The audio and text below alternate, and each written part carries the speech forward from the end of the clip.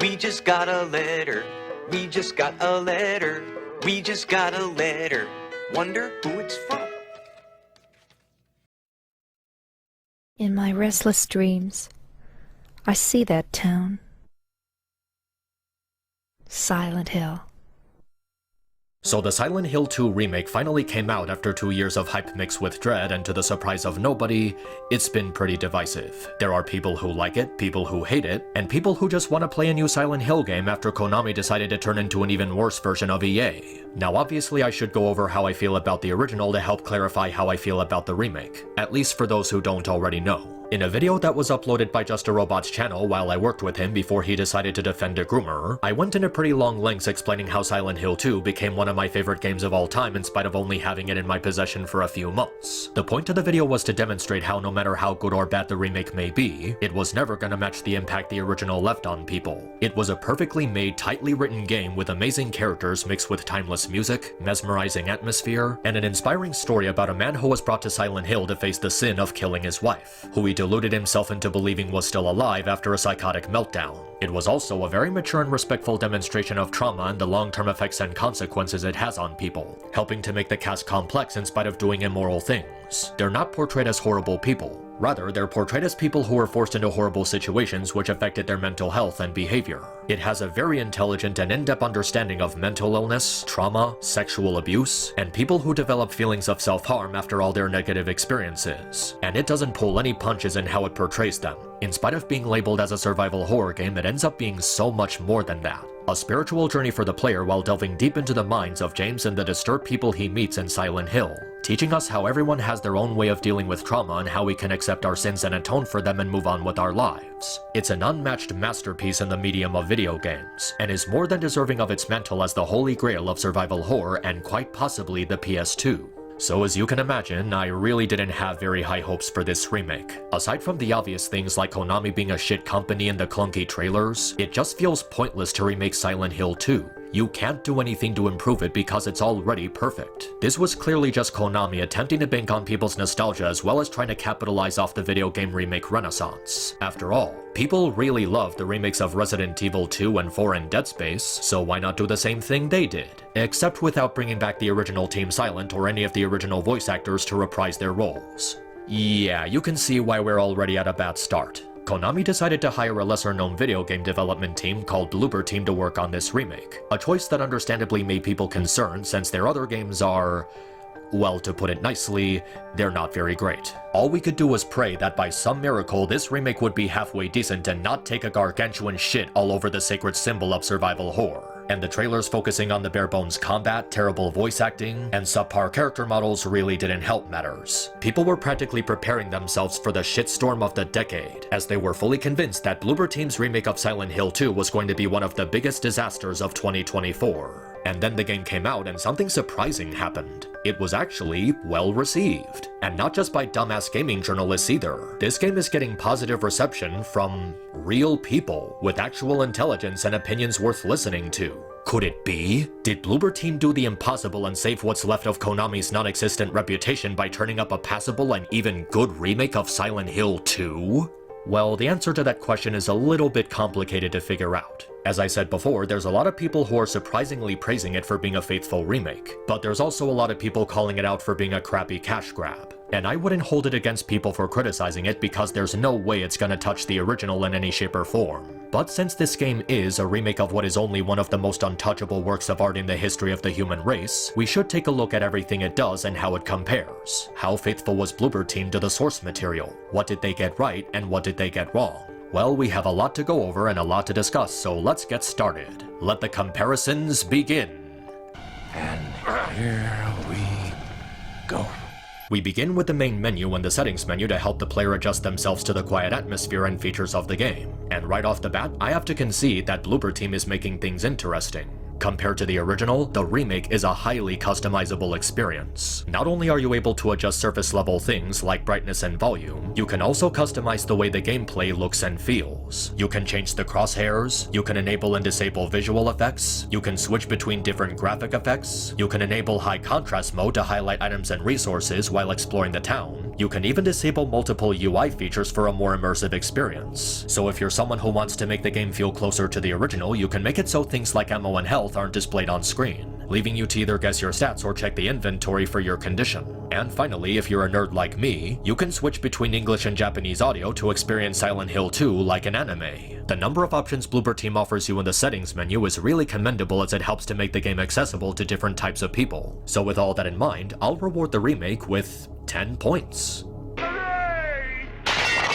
Alright, so let's get started with the actual game. We see James staring himself in the mirror and the drastically improved rendering of his face, which is a real lifesaver for this opening sequence. When the game was first announced, people were very critical of the facial expressions James had because they were horrible and detracted from his character. James' lack of sadness and emotionless expression was meant to convey to the audience the state of his psychopathy, how he was a lost soul, trapped in wishful thinking that Mary was still alive. The announcement trailer removed that in favor of making James look depressed and miserable, which not only takes away from the meaning behind the opening but also detracts from his character. He's supposed to have a blank face to demonstrate the many conflicting thoughts and emotions he felt after getting Mary's letter, but here he looks more like he just broke up with his girlfriend or found out Konami turned Metal Gear Solid 3 into a pachinko machine. Thankfully, Bloober Team actually responded to the backlash and gave James a new facial expression that's closer to the original. Taking the criticism to heart and actually using it to fix James' face is definitely something worth noting, and it also shows how humble the developers can be. So for that, I'll reward the remake with another 10 points.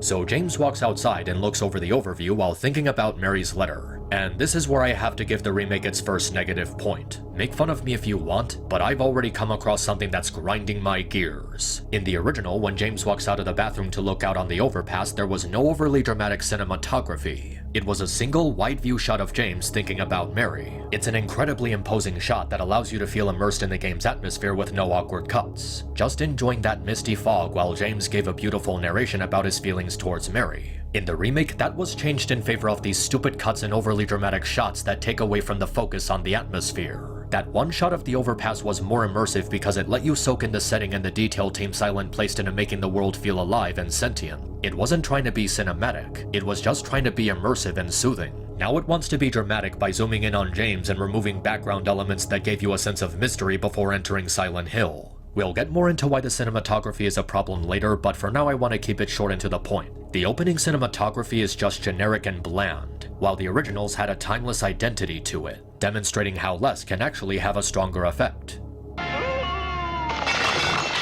So we take control of James and begin the long walk towards Silent Hill. And we have another positive element to the remake, the incredibly remastered soundtrack. As you go further into the game, you'll hear all sorts of familiar tunes and renditions of the original music. And in many areas, the music is highly polished and enhanced. But it also doesn't take away from the meaning behind how the original was orchestrated, maintaining how it captivates the emotion behind the story and characters. It has all the familiar notes and polished tone, with a heavy variety that captures all sorts of different emotions like hopelessness, isolation, uncertainty, dread, depression, and anger. And the icing on the cake? They actually got Akira Yamaoka to do the music for the game. It makes the soundtrack so much more authentic knowing they got the same music composer to remake several of his old works, updating them while still having the same spark of the original versions. Great music once again from a great composer. For that, I'll be generous and give the remake 10 more positive points. James makes his way through the forest until he reaches a graveyard. And I'm sorry, but I'm really not a fan of this fade to white before cutscenes. Throughout the game, there are several instances of this happening, and it just breaks the immersion. The original simply cut to a certain scene without any fades or transition effects, making the gameplay and story feel more naturally connected. There was nothing distracting you in between those two things, so you remained immersed in the world. But the remake feels the need to have this effect just for the sake of looking more dramatic. And not to mention, there's actually cutscenes in the game that don't have this transition effect when they start. So Bloober Team just put this effect in front of several cutscenes for no reason except to be intrusive. It's not a huge problem, but it's definitely an annoying addition that should be called out.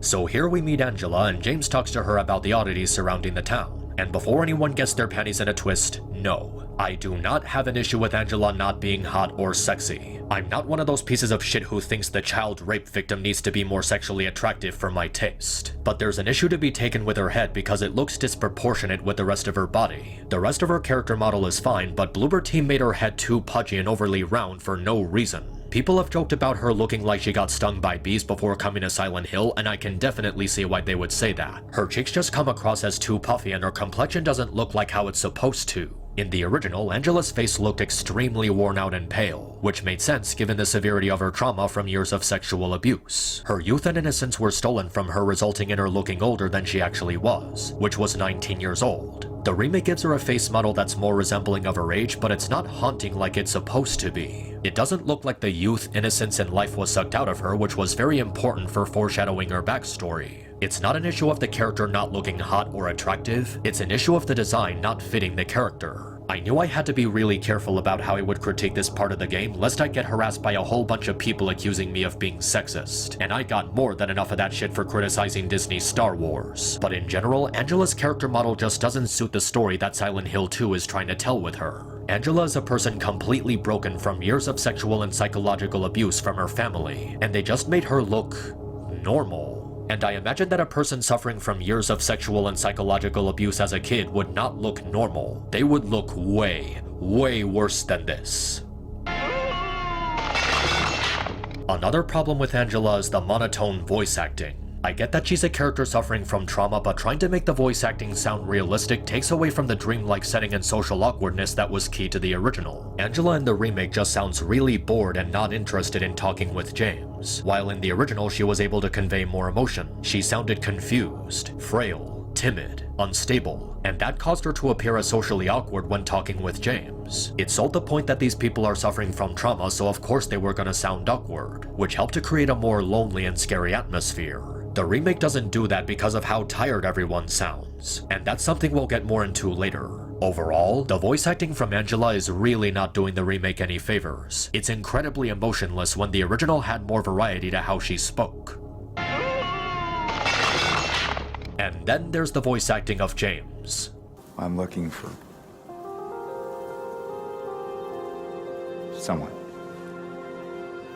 someone very important to me.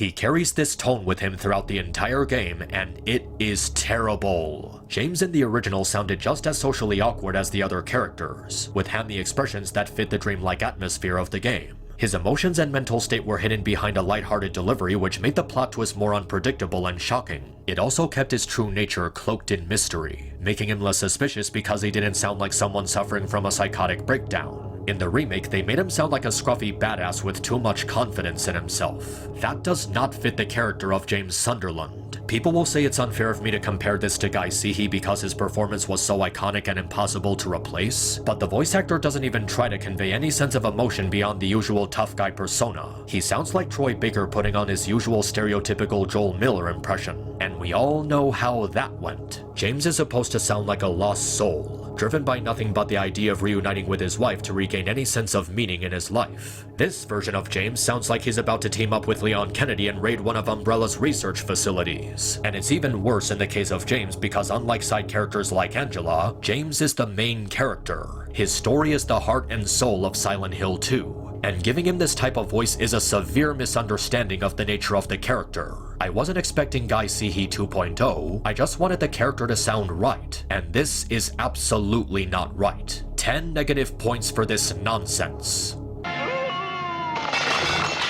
After talking with Angela, James continues to make his way to Silent Hill. And for all the negatives I just gave Bloober Team, this is another positive that I'm more than happy to give them. We all remember that long walk from the graveyard to Silent Hill, the rising tension, feeling of uncertainty, and the music slowly becoming more sinister as we approach the town. That element of the original is perfectly replicated here. Making your way to the town is just as tense as it was before. The foreboding atmosphere, unsettling music, and the tension building and building as you keep on walking for minutes on end, unsure of what awaits you when you reach the town. And before that, there's a really good detail carried over from the original, where James finds the first of many safe flyers in a well. In the other video, I talked about how these papers symbolize Mary's full letter and how James' mind twisted them into separate fractions, and how him finding the first one in a well is symbolic of how he's trying to drown that memory in the back of his mind. That's what the groping in his skull represented, the memory of what he did trying to crawl out and make its way to the forefront of his mind. It's a small but incredible detail that became more powerful with each playthrough, and seeing it being faithfully carried over here is fantastic. So for this and a long walk to Silent Hill, 2 points.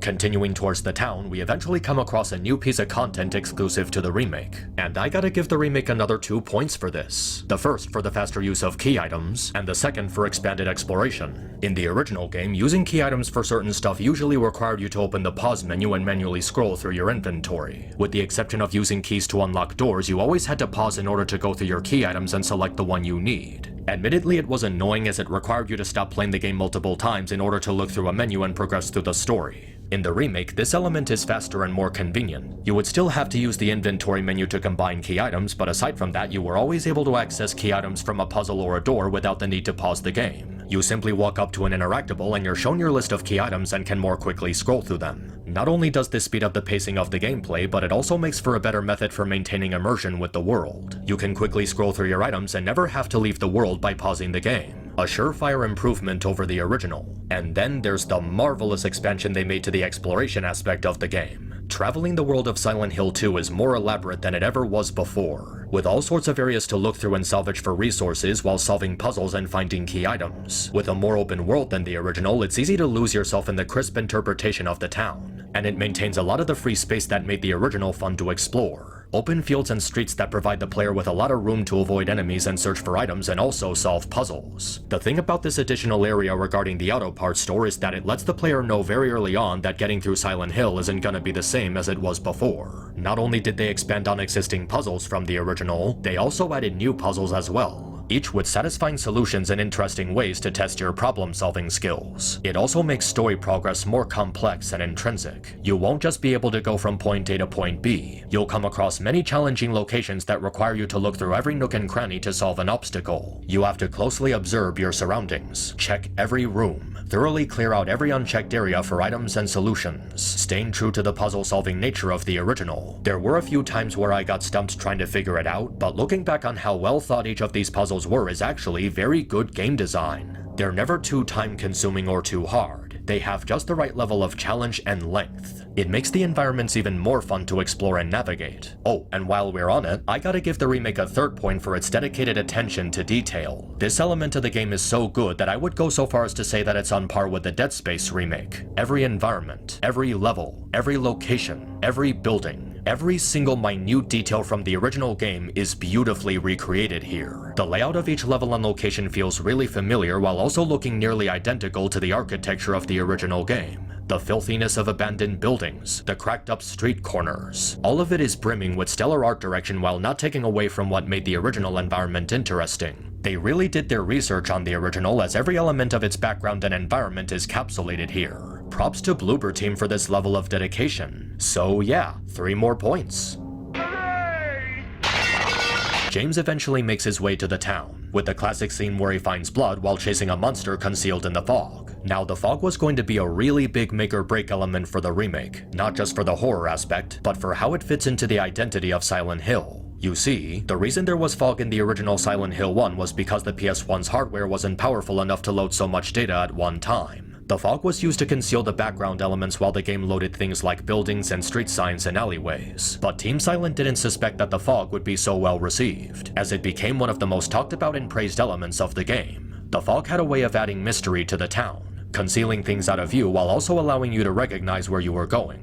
It made the town feel brighter and well lit instead of just dark and gloomy. So when it came for Silent Hill 2, the team just shrugged and decided to add fog for the heck of it. With the more powerful hardware of the PS2, they didn't need to hide anything behind the fog while waiting for it to load. But they did it anyway because Team Silent knew that the fog became a staple of what gave Silent Hill its unique identity. Knowing that they added more time to the game's development to include something that wasn't required but still helped with the town's aesthetic is incredible behind-the-scenes trivia, accidentally but miraculously adding life and personality to Silent Hill through a simple blanket of fog. The fog became an extremely integral part of the franchise, so it's important to make sure that Bloober Team would be able to properly replicate it. And in the end, they succeeded. The visual representation of the fog is incredible, emulating the sense of mystery and tension of the original. It's thick enough to obscure your view of far-off objects and enemies, but also spread around James enough to let the player see where they're walking. This combined with the incredible art direction makes the town truly feel like a cursed place. Somewhere where people once lived and formed a community before the cult destroyed it.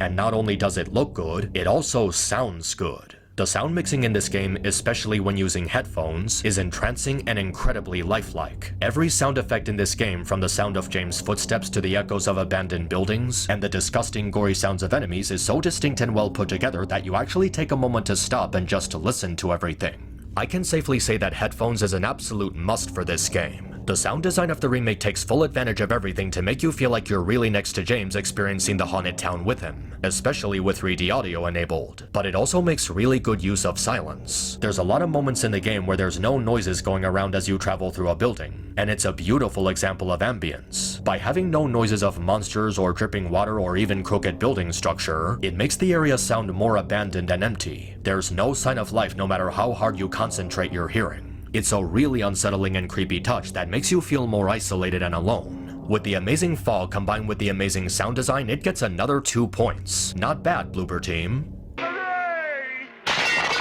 James continues exploring the town until he comes across the radio like last time, only to be met with a monstrous figure that attacks him. Staring it down and grabbing a blunt weapon, he gets ready to defend himself. And this is where we delve into the first extremely major problem with this remake: the lackluster combat. Now before we go any further, I will say that on a technical level, the combat is objectively better than the original. It's less clunky and has a more lively and consistent feel to it, and it really benefits from the third-person camera. You have a better view and perspective of enemy attacks to determine what you should do next, making for a system that gives the player an advantage during close quarters encounters. But this is where the problems with the combat come into play. It receives way too much attention, a lot more than it should have been given. It feels like Bloober Team really wanted to flex the idea that they can make combat more satisfying than the original. But the problem with that is that it's not even what people liked about the original at all. They liked it for its atmosphere and exploration, and Team Silent knew that's what people would remember the series for, so putting less attention into the combat was a deliberate choice. You're not in control of someone like Leon Kennedy, using advanced police and military training to fight bad guys, and you're not in control of someone like Isaac Clarke, using advanced futuristic technology to assist you in battling hordes of enemies. In Silent Hill, you're in control of just some dude. Someone who works an average job and never got into a fight with anyone in his life. And he's being thrusted into a situation where he's facing off against supernatural monsters. That explains the clunky feeling of the combat in these games, and why it feels awkward using melee attacks or why it takes more time to use a gun.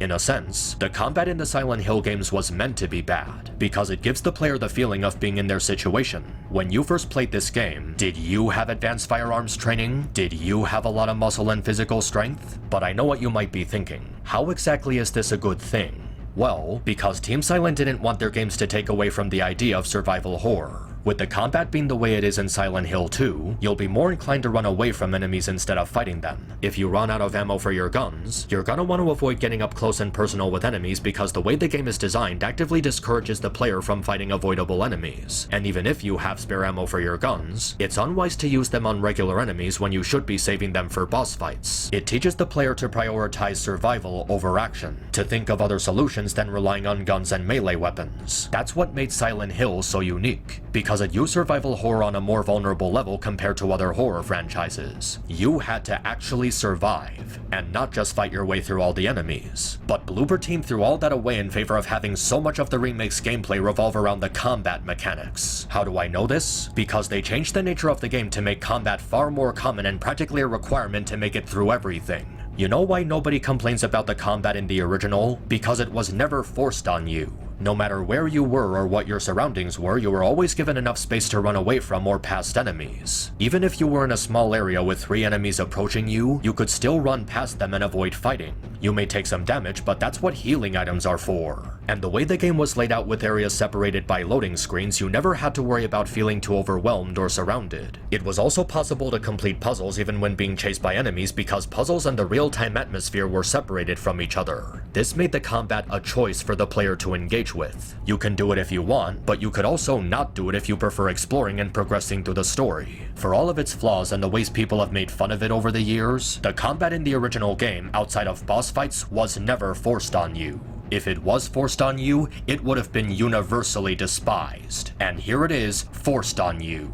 There's so many moments throughout the remake where you have no choice but to engage with the combat because enemies are heavily guarding either key items or puzzles you have to solve. You can't focus on unlocking a door, or putting in a combination, or using a key item, or search for one of those rollers to use as a platform to climb something, because enemies will be able to attack you and deal damage while trying to solve a puzzle. And because areas aren't separated by loading screens anymore, the monsters will continuously chase after you even if you go to the next room or run to the other side of a building. No joke. While I was exploring the hospital basement and was trying to avoid combat, I ran towards the hospital entrance and the monster followed me all the way over there. Something that the monsters absolutely did not do in the original. And it might not have been so bad if it wasn't for the fact that Bloober Team made the monsters extremely aggressive for no reason. In the original game, the monsters moved very slowly, approaching you at a speed that you could easily outrun even if you were short on breath. It gave the player the freedom to explore Silent Hill without feeling overwhelmed. But in the remake, enemies chase after you relentlessly, so you're not given any personal space to explore or search for resources. It takes away from the survival over action concept the original had, leaving you with no choice but to fight when you don't want to. And what makes this whole problem even worse is that the combat isn't even that good. It's just a clunky imitation of the already clunky combat from The Last of Us Part 2. Just mash the melee button to perform a 3-hit combo while occasionally using a shitty dodge mechanic that doesn't properly distance yourself from your opponent. All this does is drag the pacing of the game to a screeching halt. With the way the game is designed, you can't simply outrun and avoid enemies like you could in the original. It just makes the game longer and more stretched out than it's supposed to be, making the experience more fillerish and padded out. The original did not have this problem because Team Silent wasn't thinking about making the combat as good as possible or even a main selling point of the game. But Bloober Team made this exact mistake, trying to look like it's improving something over the original only to make it less fun to play in the process. For that, 10 negative points. And while exploring the town, you come across another issue. Not exactly gameplay-wise, but a more visual one. The extremely cheap effect of breaking glass. Throughout the game you have to break a lot of windows in order to advance in the story, which in itself isn't too bad. But every time you break a window, it just looks extremely cringe. The glass doesn't break into individual pieces like it's supposed to. Instead, the majority of the frame just disappears while leaving behind some sort of small powdery substance. You would think that a game made with PS5 technology would have better glass shattering effects, but this looks like something from the PS3, and because of how often you have to break glass in order to progress through the game, it's an unavoidable detail that's impossible to ignore. It's a really cheap effect that should be called out, and something that's definitely worth a negative point. But to try and even things out, I will point out 3 more positive elements of the remake. The first one being how James directs his focus on items like he did in the original. It's a really good detail carried over that helps the player to find points of interest while exploring. The second one being the traditional feel of checking James' remaining health. You're able to access the inventory menu to look over your current status, and the color of the menu reflects his remaining health. White is full health, yellow is 50%, and red is danger. It also has a really good blur effect that can reflect James' vision or his failing health when heavily damaged. And the third is how the inventory is now properly categorized. The original didn't categorize your inventory, which made scrolling through items a bit awkward if you were looking for something particular. This time, each type of item in your arsenal is properly placed in its own section, making it easier for you to find what you're looking for. These might be small things, but they're pretty good things that both complement the feel of the original while enhancing the experience of the remake.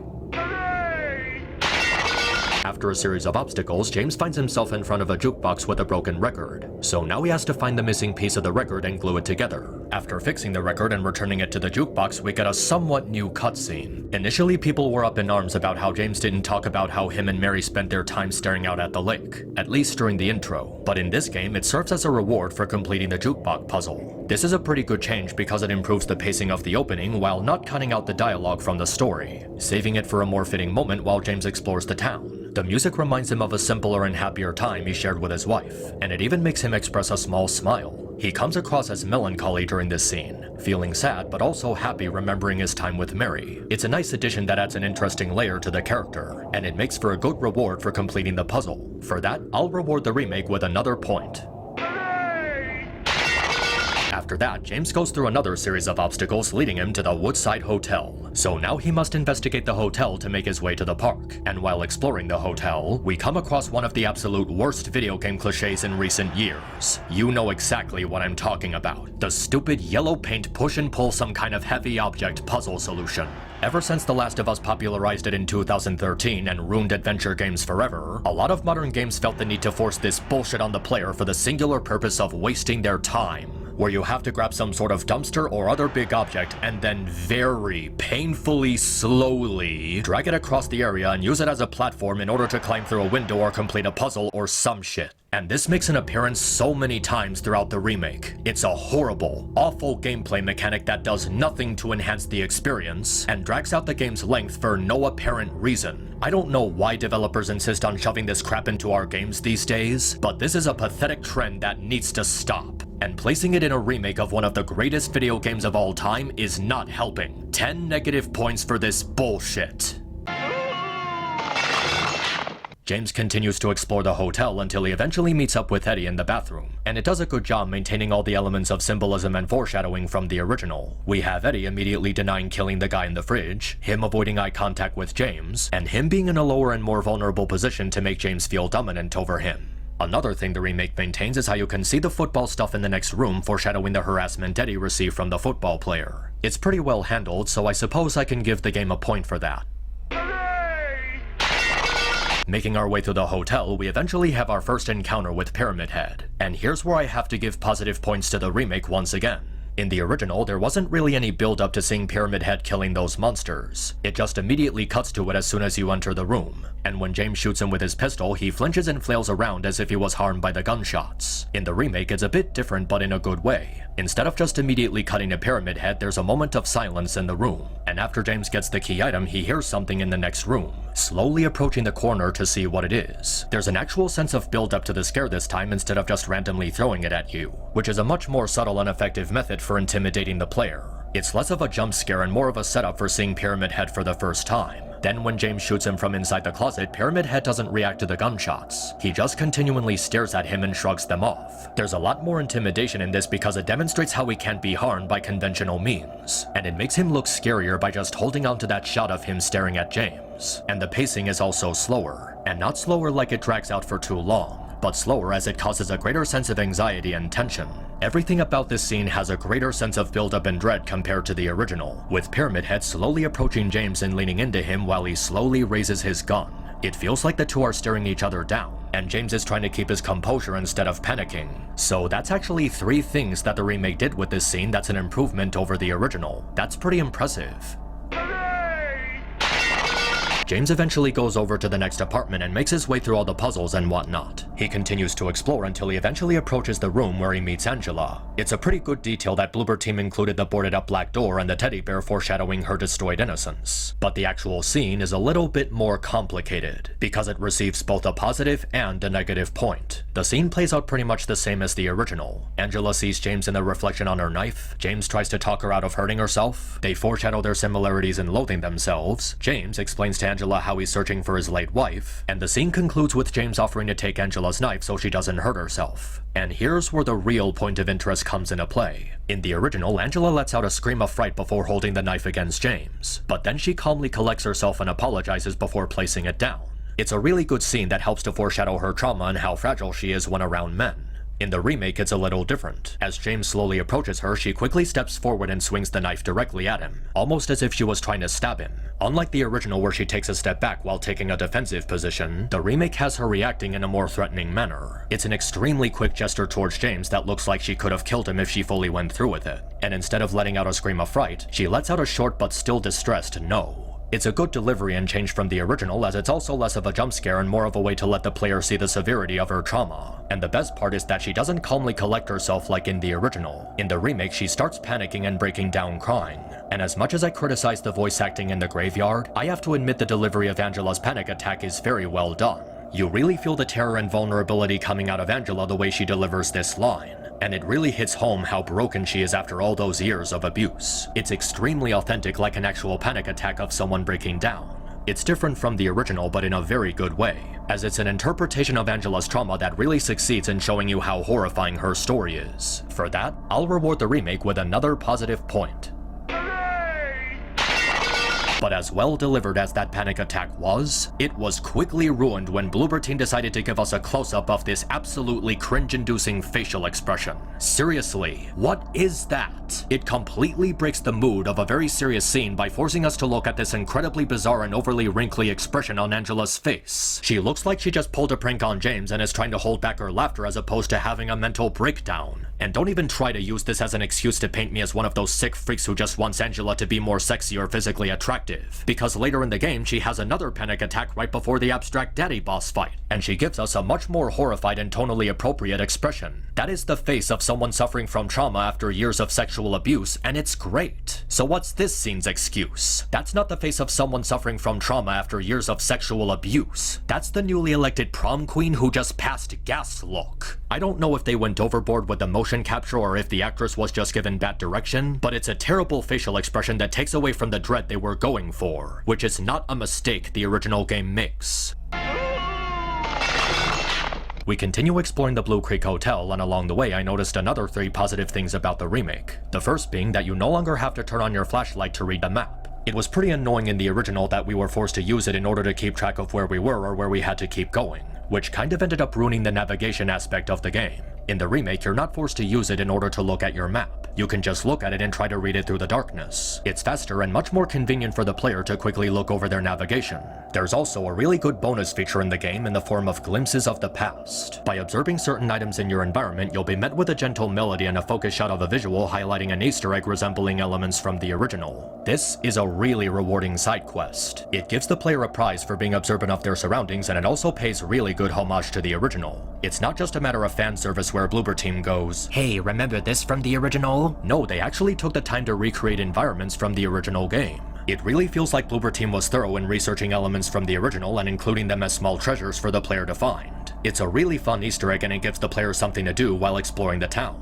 And the third good thing is how the boss battle with Pyramid Head feels traditional and faithful to the original, in which you can choose to engage with him however you want. You can use ammunition to end the fight faster, or you can challenge yourself and focus on dodging his attacks. Like the original, it's not really a boss fight as much as it's an endurance test, reinstating the idea of survival over action. It's a really good recreation of the boss fight that's worth mentioning. So, with faster map reading, good Easter eggs, and a good interpretation of the original game's Pyramid Head encounter, the remake gets another 3 points. So after the encounter, we leave the hotel and make our way to the park, where we come across that girl who stepped on James' hand. This is our first interaction with Laura, and unfortunately, it's really bad. First of all, they changed Laura's attitude to be more bratty than playful and trollish. It ruins the subtlety of the scene by overly focusing on her grudge against James. Instead of James receiving clues about who Laura may be, it feels like he's just arguing with a kid over having bad manners. Hey, I'm Chris Griffin's father. Now, that's not very nice. I don't sound like that at all. You're making me sound like Michael Stipe. Another problem with this scene is how it cuts out Laura's line of asking James if he's blind or something. That was a very important line because it foreshadowed an important detail to her character, how individual people see their own personal version of Silent Hill. That explains why she's never scared or afraid while being in the town. And to top it all off, when Laura tells James that he didn't love Mary, his reaction is completely monotone and unfazed. Like, listen to how he reacts to the information in the original. You didn't love Mary anyway. Wait! How do you know Mary's name? Now here's how he reacts in the remake. You didn't love Mary anyway. What? Hey, wait! How do you know her name? In the original, James became confused and shocked by this line because it meant that Laura knew something about Mary, and how she may hold a clue to finding her. He sounds really desperate when calling after her because it's urgent information he needs to know. It also created a sense of mystery by making the player ask questions regarding Laura, like who is she, how does she know Mary, and why would she suggest James didn't love her? But in the remake, James has practically no emotional reaction to that information. He doesn't act confused or shocked or desperate like he's supposed to. He just looks kind of puzzled like he's trying to solve a riddle. You'd think he would have a stronger reaction to some random kid berating him for not caring about his late wife, and how this total stranger he never met before in his life knew about her. It makes the scene completely monotone and takes away from the emotion James is supposed to be going through, which just ruins and upsets the mood the original had. Overall, this is a terrible recreation of James' first interaction with Laura, having none of the depth and mystery that made it stick out in the original. 5 negative points. We continue to the park and meet up with Maria as she starts to manipulate James. And big shock, this is a terrible scene as well. First of all, they messed up Maria's design by giving her more clothes and covering up more of her skin. They cut down her sexuality to make her appearance less offensive to politically correct idiots, when Maria's sexuality was the entire point of her character. And it was also an integral part of the narrative. Maria is supposed to represent an idealized version of Mary in James' mind, a more sexual and physically attractive version of her to fill the void caused by her illness. It was part of the town's attempt to manipulate James with temptation and to make Maria more alluring to trick James into giving into his delusions. Giving her more clothes and making her wear that stupid jacket completely ruins what the character's supposed to represent. They changed her appearance just for the sake of changing it, and in doing so, they completely removed all the visual storytelling in the original design. This is absolutely horrible because it heavily misunderstands the original and how it used specific character designs to portray the characters and their motives. This alone is worth 5 negative points.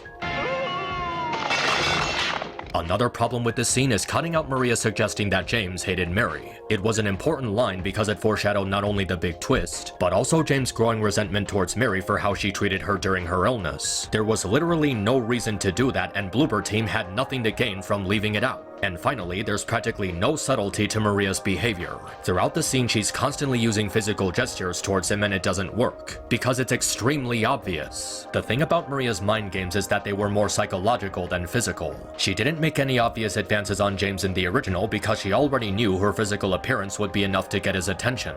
After that, it was just a matter of messing with him verbally. That's why her suggestion that he hated Mary worked so well. She was mocking him about a secret she already knew about him and throwing it in his face while he acted in denial. And she also used a specific tone to come across as less suspicious while talking to him. She didn't sound like she was trying to seduce him or get into his head. But in the remake, she sounds way too obvious in her attempts to seduce and manipulate James. And it makes both of them look like idiots. Maria for not being subtle with her tricks, and James for falling for an extremely obvious trap. Everything that made the original version of this scene work is completely absent here, stripped of the subtlety and Maria's sinister aura by properly concealing her true intentions. And that stupidity is worth 2 negative points.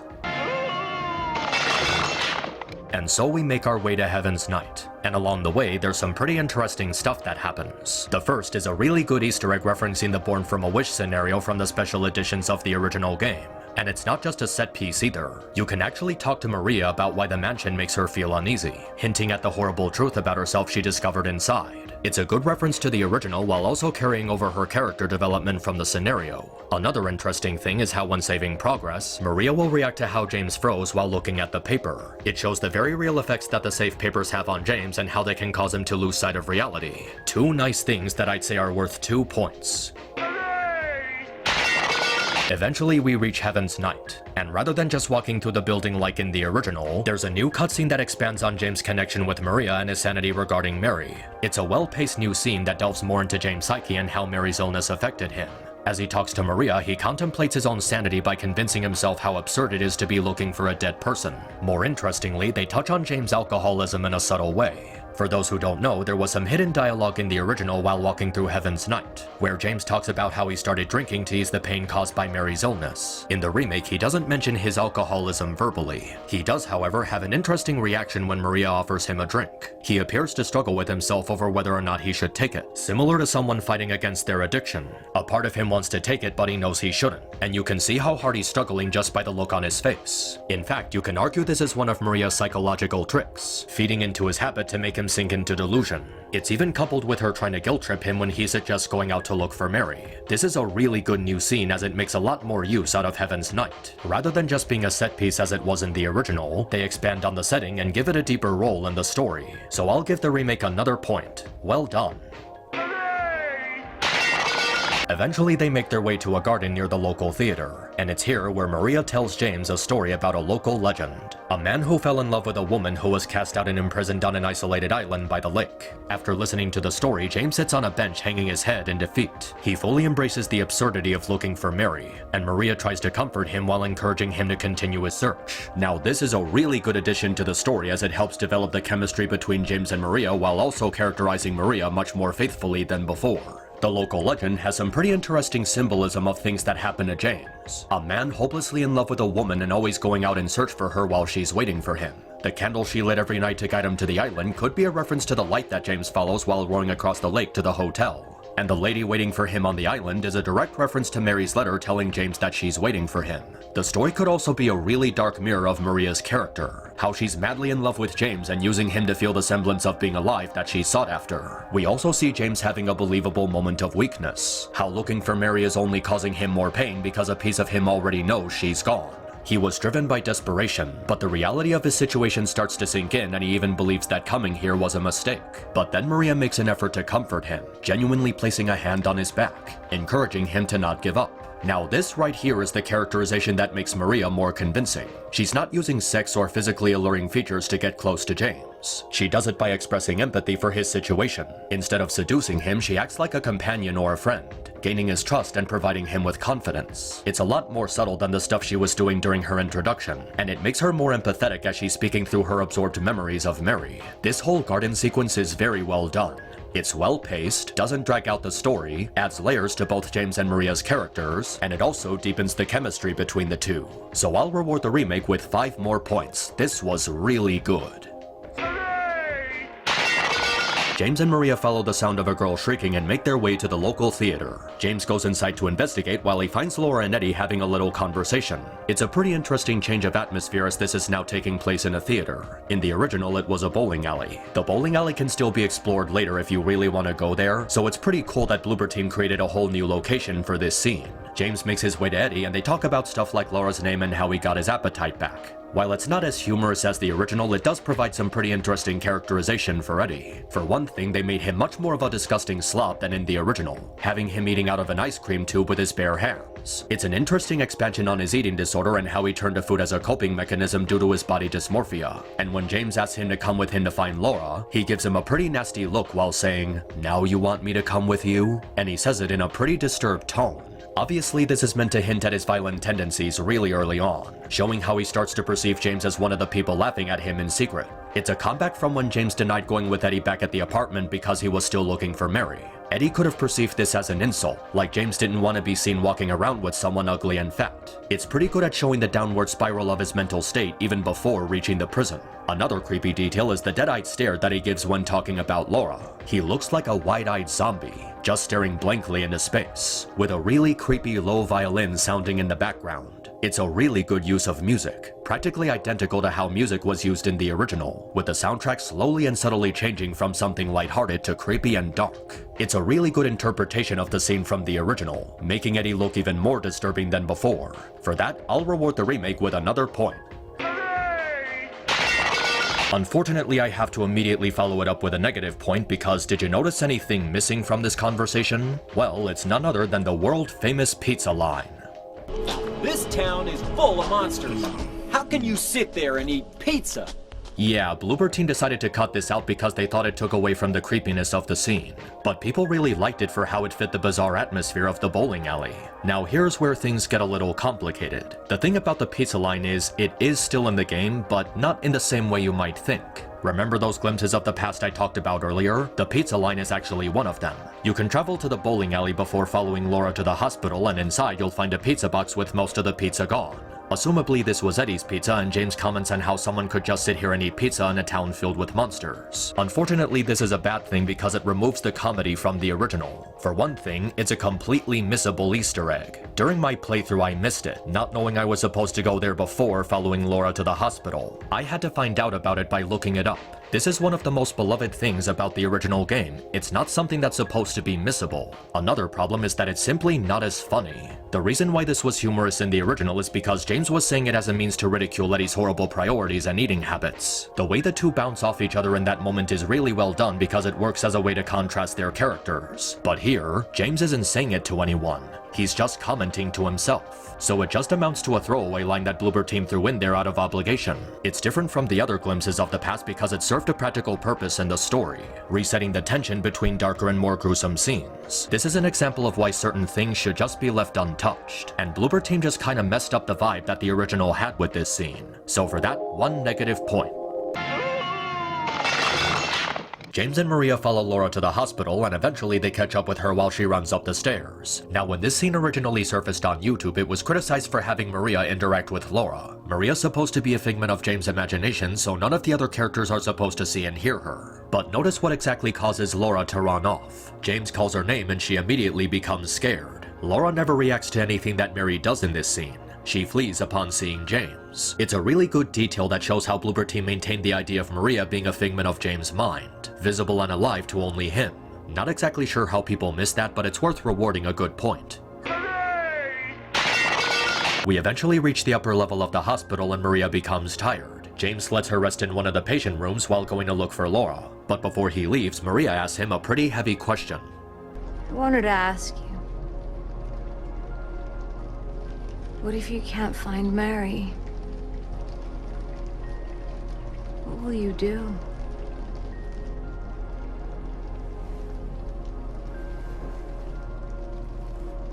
I haven't really thought about that. Now, in the original, it was possible for this to be one of the optional pieces of dialogue the player could get by interacting with Maria at the hospital. The problem is that it was random dialogue every time you spoke with her. There was no guarantee that you would get this line without talking to her several times, which isn't a good thing for players trying to avoid the Maria ending. In the remake, this line is actually made into a main factor of the story. Maria asks James how he'll be able to cope with the possibility of not finding Mary, to which he says he didn't think of that. It demonstrates how both hopeless and desperate he is in searching for her, and how finding her is the only remaining thing giving his life purpose. Making this dialogue optional in the original was a really bad idea because it served a practical purpose in the plot, so making it part of an unmissable cutscene is a very well needed improvement. So yeah, Bloober Team gets another good point. James explores the hospital solving puzzles and looking for clues that can lead him to Laura. Eventually he makes his way outside and... Really, Bloober Team? Are these really the best rain effects you can give us in 2024? Shit, Heavy Rain is a PS3 game and it had phenomenally better rain effects than this. Hell, even Ocarina of Time had better rain effects, and that game came from an era where the closest we got to a realistic model of a human being was this. There is no excuse for this level of laziness. -5 points, shame on you.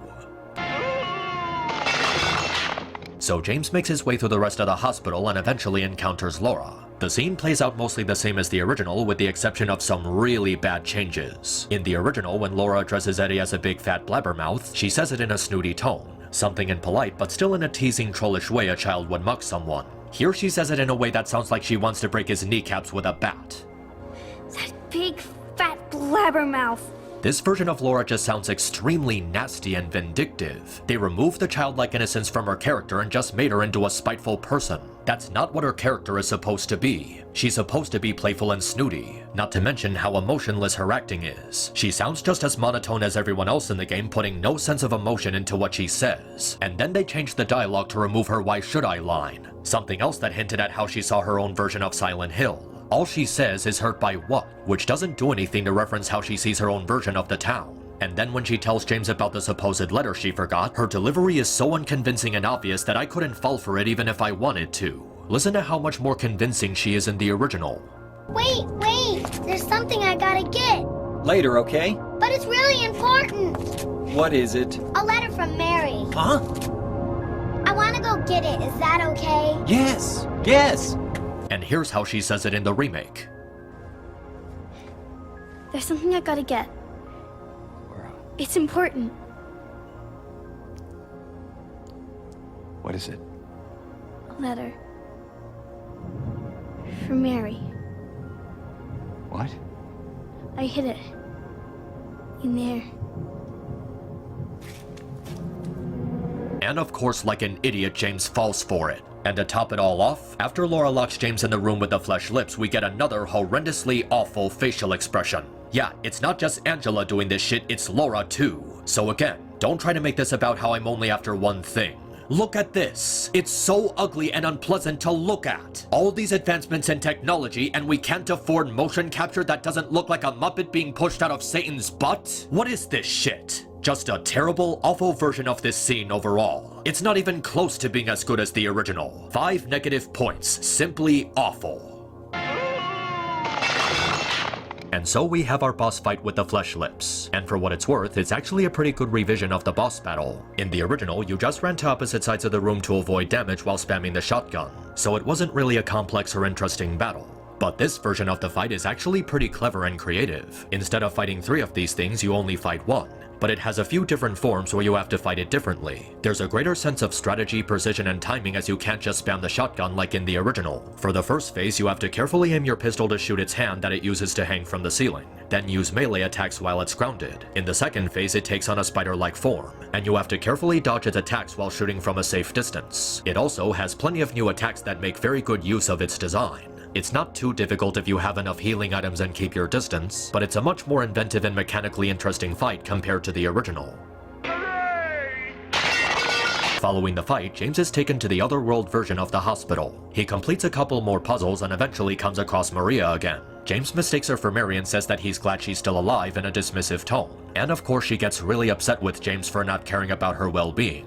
Now this version doesn't have Maria acting angry and short with James. Rather, she sounds hurt and betrayed. It's not really a bad version of how she delivers these lines. Rather, she expresses a different emotion from anger, and it actually works really well as it makes sense for the character. Remember that Maria has Mary's memories absorbed into her, so James not caring about her well-being would cause her to feel betrayed and hurt, because the man she loves is basically telling her he doesn't care about her. She scolds him, but not in a way that's meant to emasculate him. Instead, she sounds genuinely upset about James forgetting about her, feeding into her fear of being left alone, and the way she expresses these emotions is actually pretty good. The lines are properly delivered with the right level of frustration and sadness, capturing how dependent she is of James and doesn't want him to leave her. While it's not as iconic as the original, it's a very good interpretation of how Maria feels about James dismissing her. For that, it's worth a point. But then the moment is ruined by not having Maria break down crying like in the original. It's supposed to represent the mood swings that Mary had while she was sick, and it foreshadowed her bipolar attitude from the final hallway conversation. Here she just casually hugs James while speaking in a calm tone, not sounding desperate for James to stay with her. She doesn't sound broken like she's supposed to, which was a really integral part of her character. That's a really bad thing when you're trying to be quote-unquote faithful to the original. Negative point. James and Maria make their way to the hospital and open the door with the 2 rings. Maria's scared of going through, but James reassures her while offering his hand. Maria takes his hand and the 2 walk inside. Now this is pretty interesting. A new scene that demonstrates how James was starting to grow more attached to Maria. In the original, we never got scenes like this. Maria would just be an escort for us to protect, and depending on how we treat her would influence the ending we receive. But in the remake, we get all sorts of new scenes that not only expand her role in the story, but also her relationship with James. First there was the extended stay in Heaven's Night, then there was the scene in the garden, and now we have this. Scenes that show James and Maria developing a more genuine connection, making more sense out of how she would start to rub off on him. He reassures her that he'll keep her safe and she puts her faith in him, showing how her attachment to James is more than just what the town programmed it to be. Maria genuinely starts to feel something for James, and she's not just thinking about punishing him anymore, which makes him starting to warm up to her feel more sincere. And as much as I hate to admit it, it actually makes the Maria ending much more credible, even as someone who absolutely hates it. Let me explain. The entire point of being brought to Silent Hill was for James to confront the reality of what he's done, and to atone for the sin of killing his wife. But in the Maria ending, he doesn't give a shit that he killed Mary, and he actively replaces her with a figment of his imagination. All the complexity and nuance his character had in the Leave-In in Water ending is completely stripped away just to make him look as horrible as possible, expressing no guilt for his selfishness in killing Mary. And it also doesn't make sense narrative-wise because he doesn't have any real chemistry with her. So how is it better in the remake? Well, like I said, these new scenes actually created a lot of chemistry between the 2. James actually shares moments of sincere friendship with Maria, and bonds with her on a personal level, so it could be seen as him accepting the reality that Mary is gone and how Maria can help him start a new life. As much as I hate to admit it, the remake actually accomplished something even the original didn't. It made me think more fondly of my least favorite ending, giving the Maria ending more substance by expanding on her relationship with James. This is actually really impressive, so much so that I think it's worth giving the remake another 5 good points. But I'm gonna have to give the remake some negative points too, because what follows is completely ridiculous. James and Maria make their way to the final elevator leading out of the hospital, and this is where Pyramid Head starts to chase them. James tells Maria to run, and what do they proceed to do? Hit a light jog.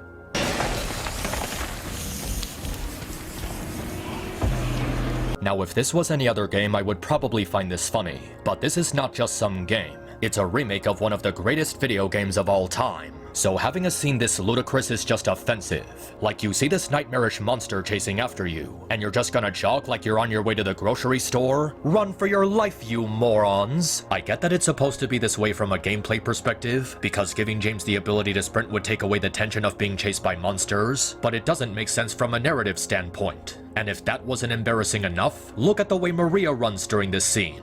Lady, are you running for your life or are you shaking your booty for a Hooters commercial? Seriously, who runs like this? Who?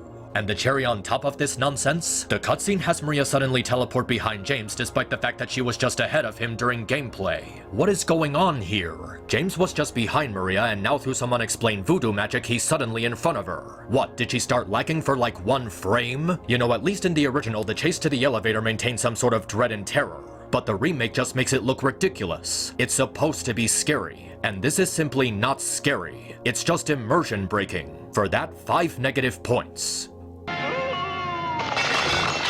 So then we have the classic scene of James seeing Maria dying while escaping into the elevator, except this time they made it less emotionally impactful. First, James isn't nearly as desperate to get the elevator doors to open. Remember in the original how he was shouting for the doors to open while repeatedly mashing the elevator button? Well, that's not here.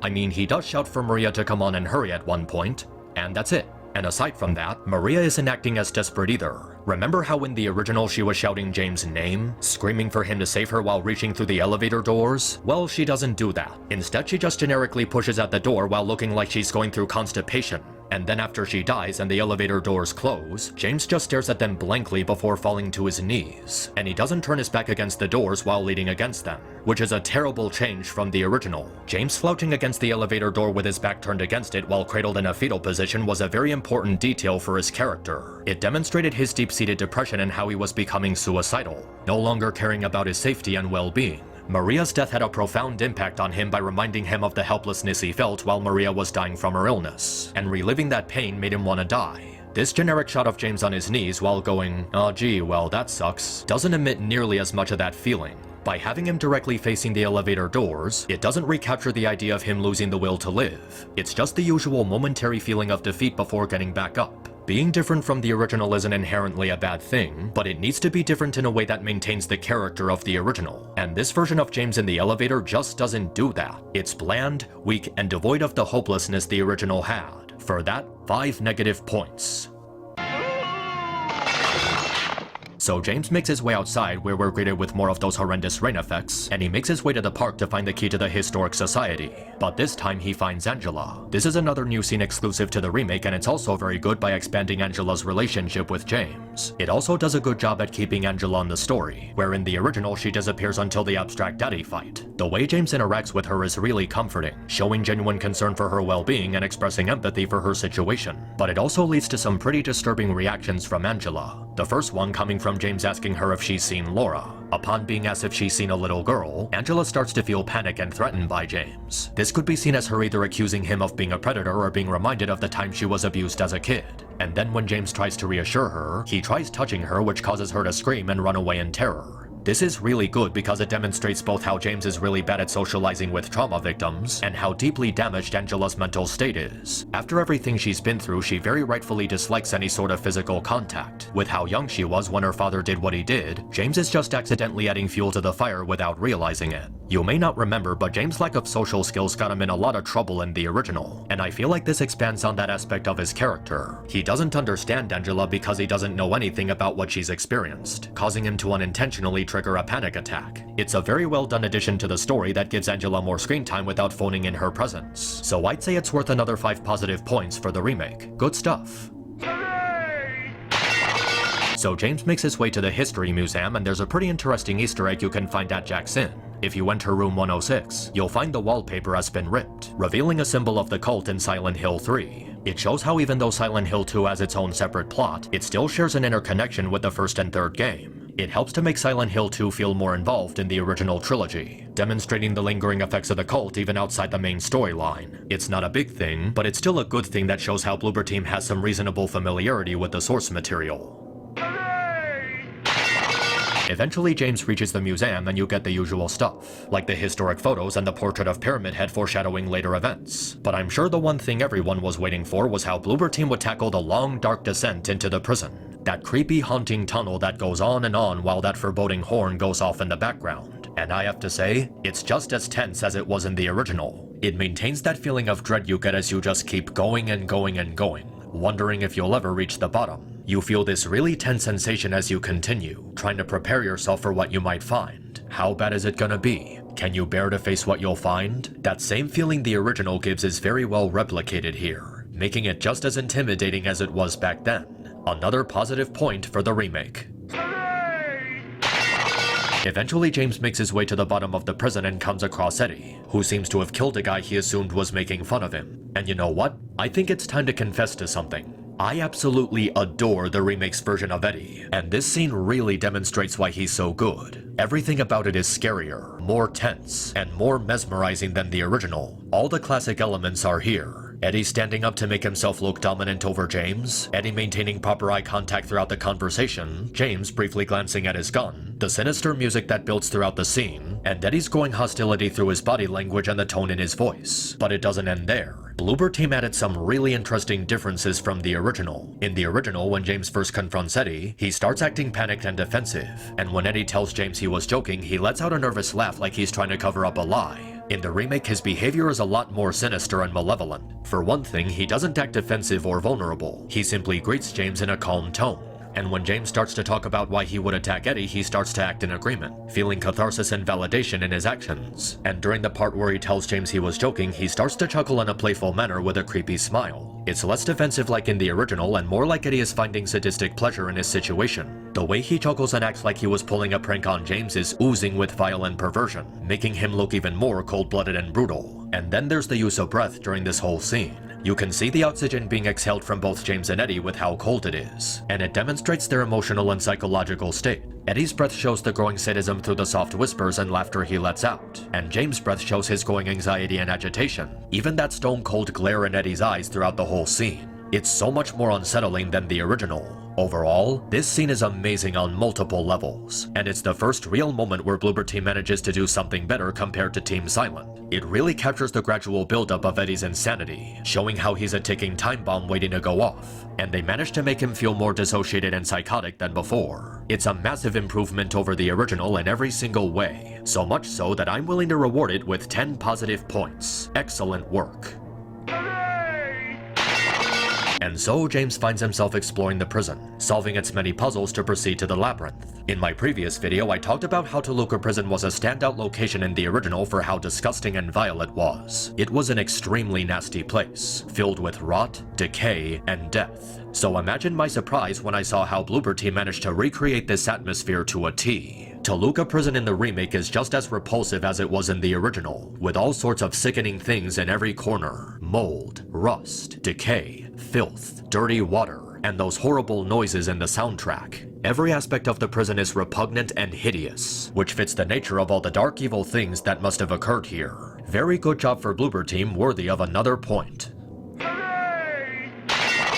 So after many trials and tribulations, James finally reaches the labyrinth, and that's when he finds a bloodied newspaper on the ground, detailing a mysterious murder. Anyone familiar with the original knows what's coming up next. But for those who don't know, let me put up a trigger warning really fast, as what you're about to see is most likely gonna be the most sickening part of the game. Brace yourself, because we're in for an absolute horror show. James makes his way down the hallway when he hears the horrified scream of Angela begging for her father to not hurt her. He follows the source of the scream and finds himself faced with the two doors from before. Only this time, the black door is no longer boarded up. He opens the door and sees Angela cradled in a ball, shaking in terror. And then he's attacked by an absolutely revolting and demonic creature. A monster resembling two bloodied bodies conjoined on a mattress. James tries to run away as he finds himself running through the halls of someone's house. As he makes his way through, he has to destroy several TVs emitting the voice of Angela's father threatening her. Eventually, he finds himself in an ugly industrial complex, surrounded by bloody orifices around the walls. After a long, grueling battle against the beast, Angela kicks its corpse and throws a TV on it. And this is where Angela reveals that she was sexually abused by her father throughout her childhood, causing her to develop severe PTSD and androphobia. And I have to say, This is by far the best part of the entire remake. The entire Abstract Daddy portion from beginning to end is abhorrent, grotesque, and rotten to its very core. And at the same time, it's undoubtedly faithful to the original in every single way, even expanding on it to make it more shocking and sickening.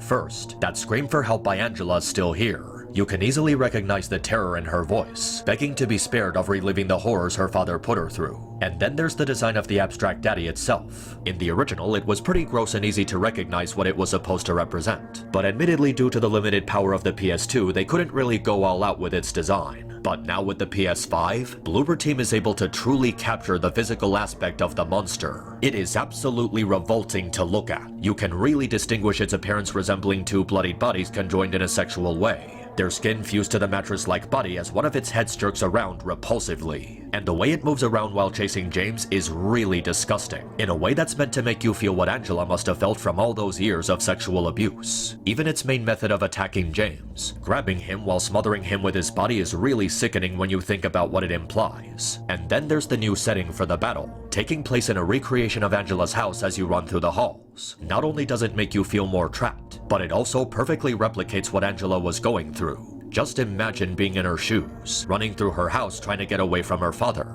It's a really claustrophobic feeling as you make your way through the area, and the new detail of hearing Angela's father threatening her on the TV is a really good touch. We get a small glimpse of what kind of person he was like as he verbally attacks her, using the TV to transmit his threats. It takes a figure of escapism Angela used to distract herself from her pain and uses it as a tool to intimidate the player. At one point you can even hide inside a closet, a common tactic used by children trying to hide from their abusive parents. And while inside the closet you can find disturbing details. Angela's teddy bear and her torn family photo. Her teddy bear is all bloodied, symbolizing her destroyed innocence. And the torn family photo in the closet can symbolize how Angela tried to hide her past to ease her pain.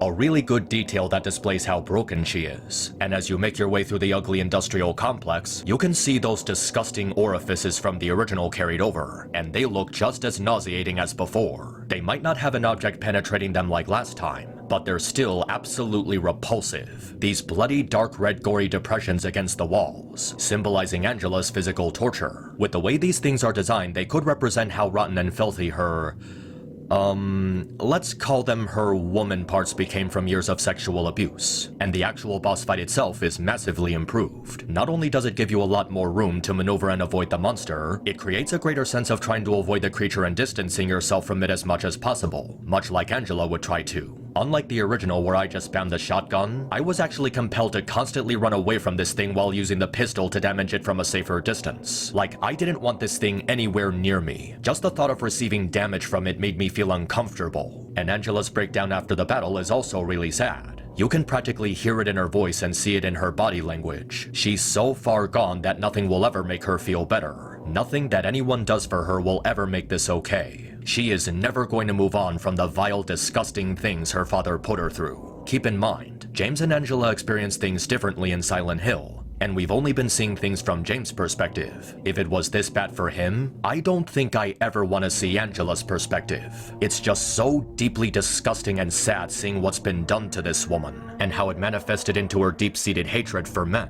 Which I honestly can't blame her for at this point, because maybe she was right. Maybe men are after one thing. Because how do you look at a character that's clearly suffering from a childhood of sexual abuse and go, let's make her more busty and slutty looking?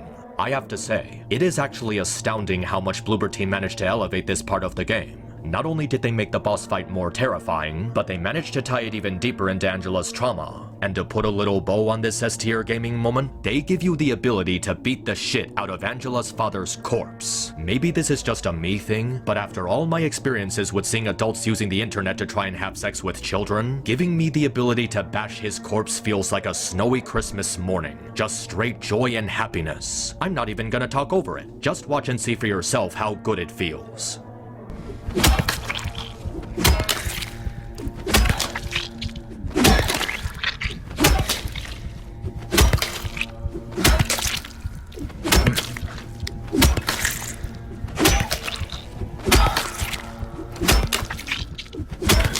This is officially the best video game of 2024. How many other games this year gave you the ability to beat the body of a child predator? Okay, but in all seriousness, I cannot applaud Bloober Team enough for how amazing this portion of the remake is. I was extremely worried that they would heavily censor this part of the game, given the severity and delicate nature of sexual abuse. But they didn't hold back a single punch. They were just as straightforward, if not more so, than Team Silent, demonstrating the sickening severity of Angela's sexual abuse and how it affected her. Not only did they make it more shocking and depressing, but they made the player feel more involved in the horrors of her experiences, placing you in a realm resembling her childhood home to simulate the vulnerability she endured. All of these things are coupled with the very welcome additions like hearing her father's voice on the TV, and this ugly industrial complex with clockwork and pipelines making noises that emulate the bleakness of Angela's abuse. I didn't think it would be possible, but Bloober Team managed to knock this right out of the park, showing a lot of respect and maturity for how they portrayed Angela's backstory. It's the same as the original by demonstrating how the experience affected her without glorifying the sexual abuse, but it also adds so many other nasty details that make it more appalling. In fact, it's so good that I'm not even gonna reward it with 10 points. I'm gonna award the remake with 20 positive points for how outstanding this segment is. Great work on Bloober Team's part. They managed to impress me beyond my expectations and give us a fantastic version of an already strong moment from the original game. Absolutely incredible.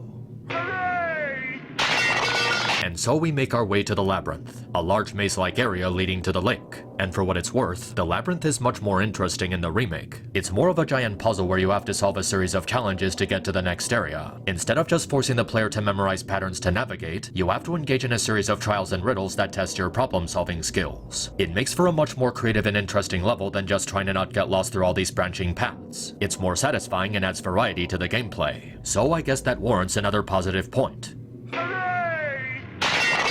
And so we continue until we finally come across that iconic scene. Yep, you know the one. When James comes face to face with Maria and is left in shock as to how she can still be alive after Pyramid Head killed her. Among the many scenes in Silent Hill 2, for many fans, this is the most iconic moment in the story. It was really scary because of how it revealed Maria's true nature to both James and the player. She was incredibly intimidating, and it was made better by the scene's use of lighting and cinematography. Getting a chance to recreate this iconic moment in gaming is a dream come true. Imagine the ways that it can transcend with today's technology. Bloober Team had one chance to pull this off and give us a scene that would be just as iconic as the original. And you know what, dear viewers? They actually didn't. Yeah, I'm not gonna sugarcoat it. This recreation of the jail scene is horrendously abysmal. Every single iconic aspect of the original is completely gone in favor of making it look more realistic. First, they removed those sinister shadows over Maria's eyes. That was a really important detail because it added to the sinister appearance she had in the cell.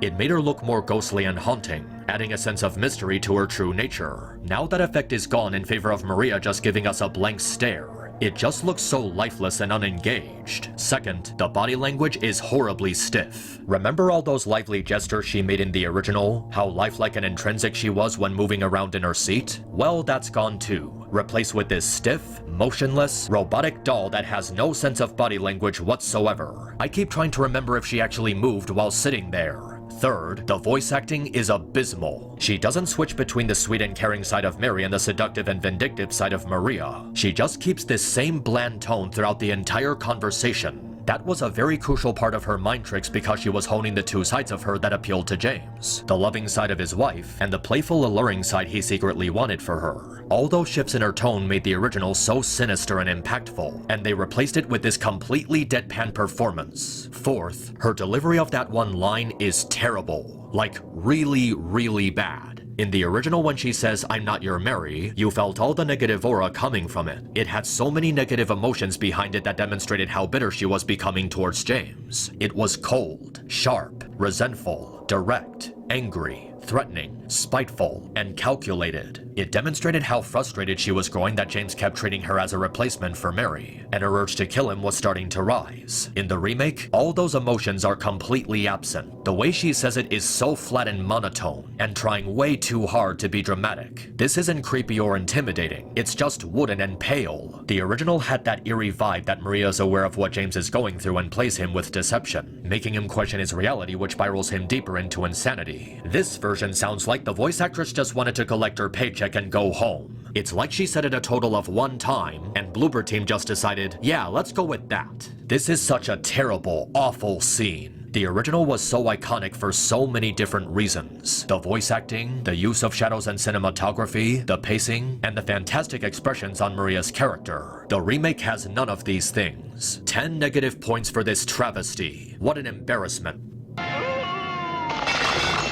James continues to make his way through the labyrinth until he meets two final challenges, and both of them are horrible. The first is a stupid compilation of defend your position segments. This is already one of the worst tropes in video game history, and sticking it in Silent Hill 2 is an insult. It's just aimlessly running around the room avoiding enemies until the siren stops going off, which is boring and repetitive. And the second one, an additional Pyramid Head encounter, isn't much better. The game sticks you in an extremely small hallway where you're forced to maneuver around him with very little room. Rinse and repeat like 20 times until the pathway is open from exposure to his sword. Neither of these things were in the original, and for good reason, because Team Silent knew they would be horrible. It just drags out the length of the game for no reason and brings the pacing to a screeching halt. For that, 5 negative points.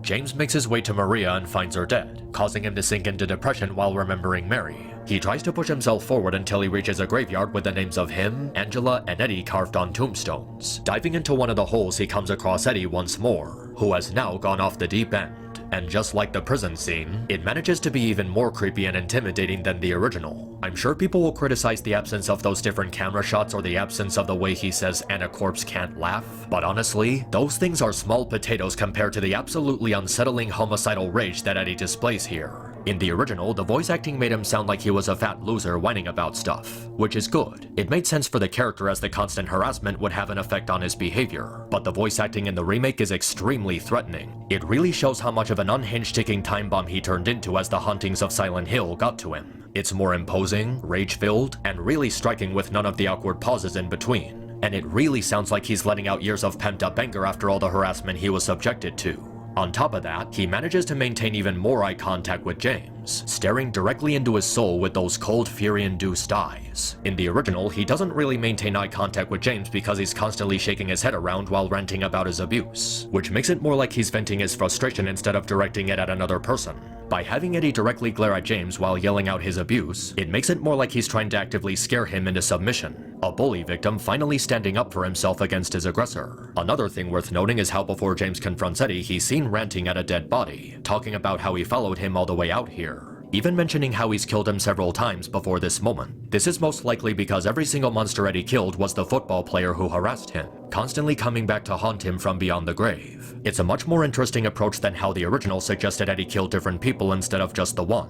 There's also the fact that this time, James doesn't ask Eddie if he's gone nuts. Instead of judging him negatively, he attempts to relax him and calm him down. But Eddie still sees this as an insult and threatens to shoot him. This is really good because it shows how much further he went off the deep end. James didn't even do anything to provoke him this time, and he still accuses him of mocking him. It's like no matter what anyone says to him at this point, all he hears is ridicule, mockery, and oppression. They also changed it so that some of his dialogue plays during gameplay instead of in a cutscene. It makes the situation feel more creepy, hearing Eddie mocking you while in control of James, trying to anticipate when he's gonna come at you. It's a lot more unsettling because it can more easily catch you by surprise. And the boss fight itself is a massive improvement over the original. In the original, it was a pretty boring fight, just two guys shooting at each other until one of them dies. The only strategy I could think of was sidestepping behind one of the meat chunks to throw Eddie off, but in the remake it's very different. There's still the strategy of hiding behind the meat to use it as a shield against Eddie's gunshots, but this time he fights while hiding in the shadows. He carefully positions himself out of your line of sight, requiring you to pay really close attention to his movements and see him through the fog in the locker. The battle also takes place in multiple phases, with Eddie changing the battlefield to better suit him as he loses more health. It's a battle that relies on concentration and a keen eye, rather than just waiting for him to come out of cover. Overall, this was a really good adaptation of both the boss fight and Eddie's psychotic episode.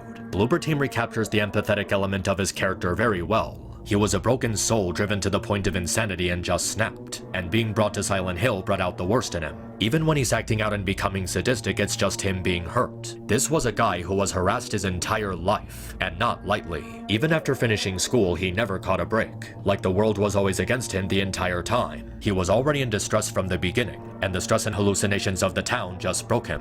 Of all the things that were changed around in the remake, Eddie is by far the most consistent in quality, getting better and better every time he appears. His voice acting is more intimidating, the look in his eyes is more sinister, the way he provokes James throughout the game is more sociopathic, his boss fight is more mechanically satisfying, His descent into madness is more well-paced, and his physical appearance is much more ugly and hideous, making it much more believable he would be bullied for his looks. One of the rare instances where Bloober Team wasn't just as good as Team Silent, but even better. And this final confrontation is very well done, worthy of 10 points. Now there's one more important detail before we go forward, that being how James absorbs the reality of killing a human being. This is meant to foreshadow him facing the truth that he killed Mary, further supported by how her letter to him became blank since killing Eddie awakened a memory lying dormant in his mind. In the original, he tells himself that he killed someone before he asks himself if Mary really died 3 years ago. In the remake, he looks over Eddie's body, then slowly raises his hands to his face. He starts to slightly tremble, feeling uncomfortable with himself. And then we have a close-up shot of him feeling lost, confused, and questioned. This is him asking himself if Mary really died 3 years ago in his head, without verbalizing it. I don't want to say it's better than the original, but it's an interesting change to how the player receives this information. James conveys his confusion and concern using only facial expression and body language, which is a good example of show don't tell. It's a twist to the scene that's done differently, but still faithful to the original. So I guess I can be generous and award the remake with another positive point. Not bad.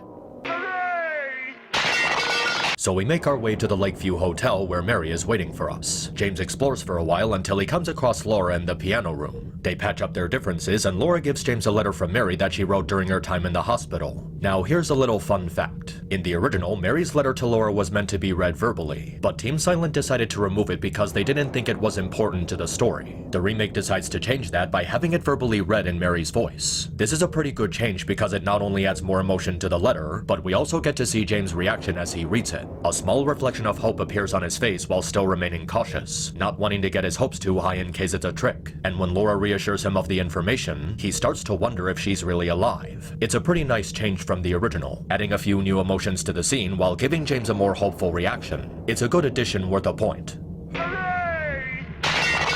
Laura then leaves in search of a letter for James that she misplaced, leaving him to explore the hotel on his own. And I have to admit, Bloober Team did a really good job here. Not only is the level larger with more area to explore, but they also expanded on the puzzles to make them more elaborate. Every room, every outdoor location, every floor serves a practical purpose as the player searches for key items and solutions. It's a satisfying series of challenges that feel rewarding to complete the further you get into the level. On its own, this entire level could have been its own game, like a demo of the mansion from Resident Evil 1. The amount of detail and character that Bloober Team added to its environments is outstanding, even expanding on the basement segment and making it even more nerve-wracking than before. A fun level that deserves a point.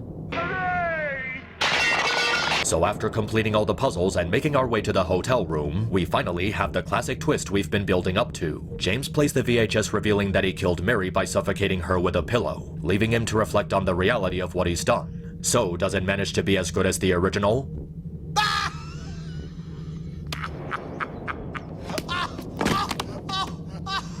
No, not even close. First, like always, they completely ruin the mood with the horrible voice acting, where everyone sounds completely dull and misdirected. Remember how I talked about the jail cell scene? How the voice actor sounds like she just wants to collect her paycheck and go home? It's the same problem here. James doesn't sound distraught or defeated like he's supposed to. He just sounds the same as he has throughout the whole game, scruffy and uninterested. And Laura doesn't sound betrayed or sad that her friend died. She sounds like she's upset over being grounded for getting bad grades in school. Second, the pacing is too fast. They just breeze through the scene without giving the player the time to absorb the impact of the twist. Like Bloober Team just wanted to get to the next story beat as soon as possible. Remember that long pause after the VHS? That long moment of silence that allowed you to take in what just happened? Completely removed from the remake. And because of how wooden the voice acting is, the lines aren't spaced out like they should be. Imagine if this was your first time watching the big twist as someone who never experienced the original. Wouldn't you want a moment for the game to breathe so you can process what just happened? Well, Bloober Team didn't think so. They trimmed out a lot of the silence, which was crucial to the emotional impact of the twist. Third, the cinematography is extremely generic and uninspired. They didn't even bother to do that iconic focus shot of the hotel room slowly spinning while the camera circled around James. Instead, they replaced it with a horrible focus shot on his face. No sense of shock or horror or self-loathing. And they don't hold on to that wide view of the room while Laura lashes out at him. They put too much focus on her face, and she doesn't have an engaging reaction either. She looks more annoyed and disappointed than angry and sad. Even the way she runs out of the room just feels forced. In the original, she doesn't run out of the room crying. She just hangs her head and walks out. That's much more powerful and sad. In my original review, I talked about how Silent Hill 2 isn't like other games by respecting your time as a player. It held onto a moment of silence and allowed you to take in the atmosphere while processing a heavy twist. Well, the remake doesn't do that. It just shows the twist, puts out the dialogue, and then pushes the characters into the next story beat. Bloober Team has no grasp of the delicacy that went into the original scene, thinking that just playing dramatic music over it would make it automatically good. They don't use any of the subtle techniques that gripped you into it, and the voice acting is just so painfully flat. Negative 20 points for this incredibly poor adaptation of one of the most shocking twists of all time. What a travesty.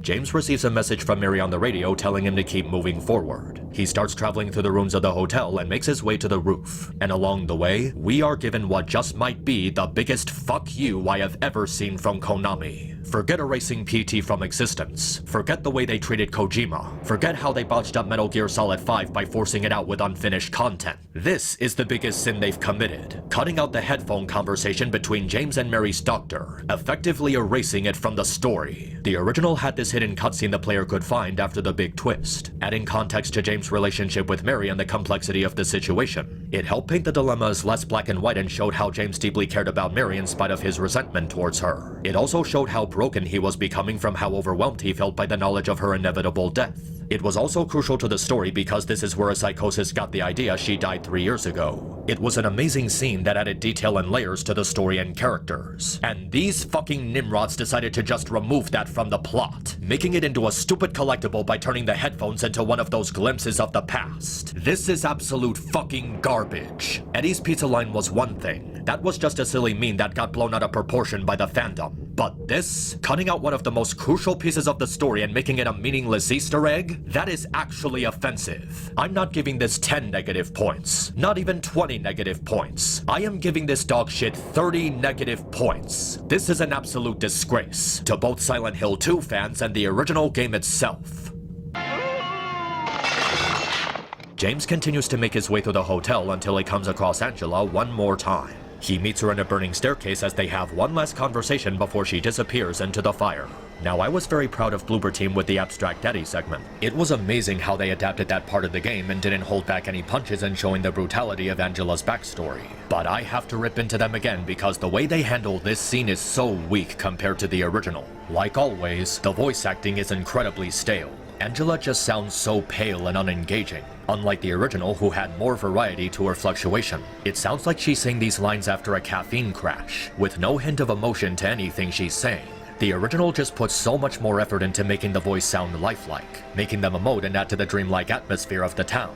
Making the characters sound monotone all the time just takes away from the surreal feeling the original left you with. Even worse, they took away all the clever techniques and details that make the scene more heartbreaking. Remember that POV shot when Angela was asking James if he could heal her pain? How she was asking that question to not just James but also the player? It was done as a way to mock people who think they can help Angela who's completely broken beyond fixing, scoffing at the idea that the player could do anything to change her fate. And they also got rid of the mockery in her tone, which was supposed to address how foolish you are. That was a really important detail because she wasn't just mocking James and the player, she was also mocking herself.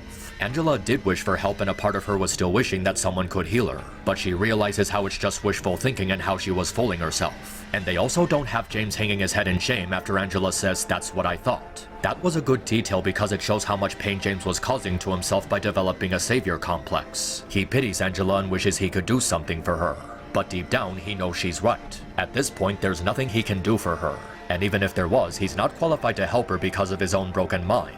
They also removed James telling Angela how he would never kill himself, which detailed how broken he became after he faced the reality of his sin. Oh sure, he won't kill himself, but that won't stop him from killing other people. And finally, they removed the ability to take control of James and watch Angela disappear into the fire. You're not even allowed to try and re-enter the room. That was an extremely powerful detail in the original because it hammered in how hopeless the situation was. As you retake control of James, there's a part of you that wants to try and walk through the fire, to stop Angela from disappearing, to take her with James and help her start a new life. But no matter how much you want to help her, it's completely out of your hands. There's nothing that you can do for her, and all you can do is accept it and move on. Instead, the cutscene just ends with James turning away and walking out of the room. It removes the sense of hopelessness that was given to the player by making it less interactive. The original game allowed you to interact with the burning staircase, but now it's just a cutscene. It's another example of Bloober Team just wanting to rush to the next story point, not giving the player the chance to take in what they're experiencing. Overall, this is incredibly lame and just not satisfying compared to the original. The voice acting is weaker, the cinematography is weaker, and the impact it leaves is weaker. For that it gets 10 negative points. James makes his way through what's left of the hotel, eventually coming face to face with two pyramid heads about to execute Maria. Leave her alone!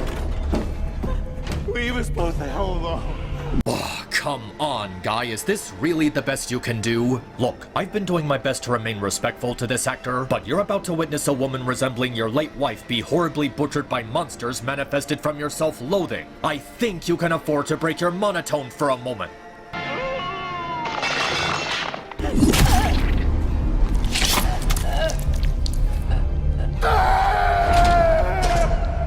Okay, that's not what I had in mind. In the original, when Pyramid Head killed Maria during this scene, James just looked in horror while slowly falling to his knees and hanging his head. It was more powerful and less over the top by simply having James come to realize what Pyramid Head was made for and what he's trying to do.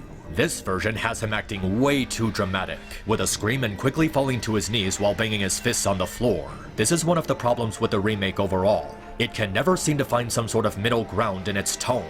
Half the time it's too monotone and lacking the proper emotion, and the other half is trying way too hard to be dramatic.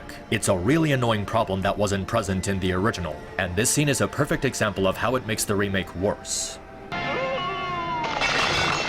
So James accepts the reality of his sin, defeats the pyramid heads, and continues to the roof. Before he gets there, he remembers one final memory with Mary during the last days of her illness. And this recreation of the scene is just terrible. Not only did they make the hallway too long, but Mary's voice actress doesn't even try to resemble the emotions of the original. I mean, listen to the original again.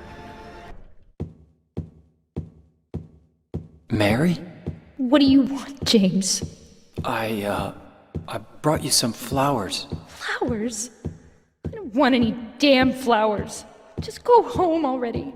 Mary, what are you saying? Look, I'm disgusting. I don't deserve flowers. Between the disease and the drugs, I look like a monster. Well, what are you looking at?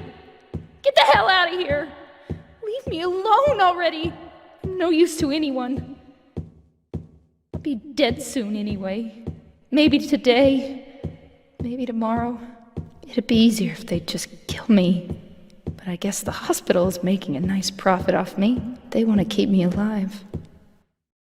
Are you still here? I told you to go. Are you deaf? Don't come back. James, wait. Please don't go. Stay with me. Don't leave me alone. I didn't mean what I said. Please, James. Tell me I'll be okay. Tell me I'm not going to die. Help me. And here's the remake. What do you want, James? Flowers? I don't want any damn flowers. Just go home already. Look at me. I'm disgusting. Between the disease and the drugs, I look like a monster. Well, what are you looking at? Get the hell out of here. Leave me alone already. I'm no use to anyone. I'll be dead soon anyway. It'd be easier if they just killed me. But I guess the hospital's making a nice profit off of me. Why are you still here? I told you to go. Are you deaf? Don't come back. James. Wait. Please. Don't go. Don't leave me alone. I didn't mean what I said. Please. Tell me I'll be okay. Tell me I'm not gonna die.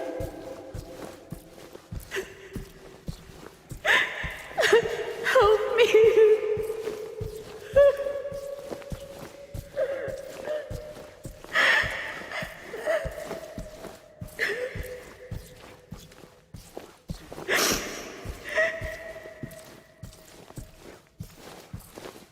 Yeah, it's like night and day when you put them back to back.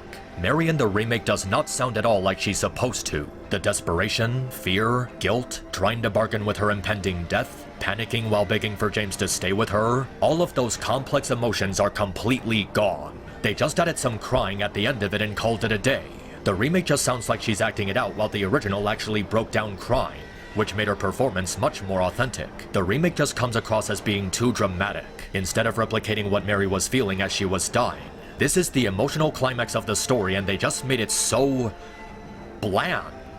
20 negative points. There is no excuse for messing this up so badly. James makes his way to the rooftop and depending on the player's actions determines if you fight Mary or Maria.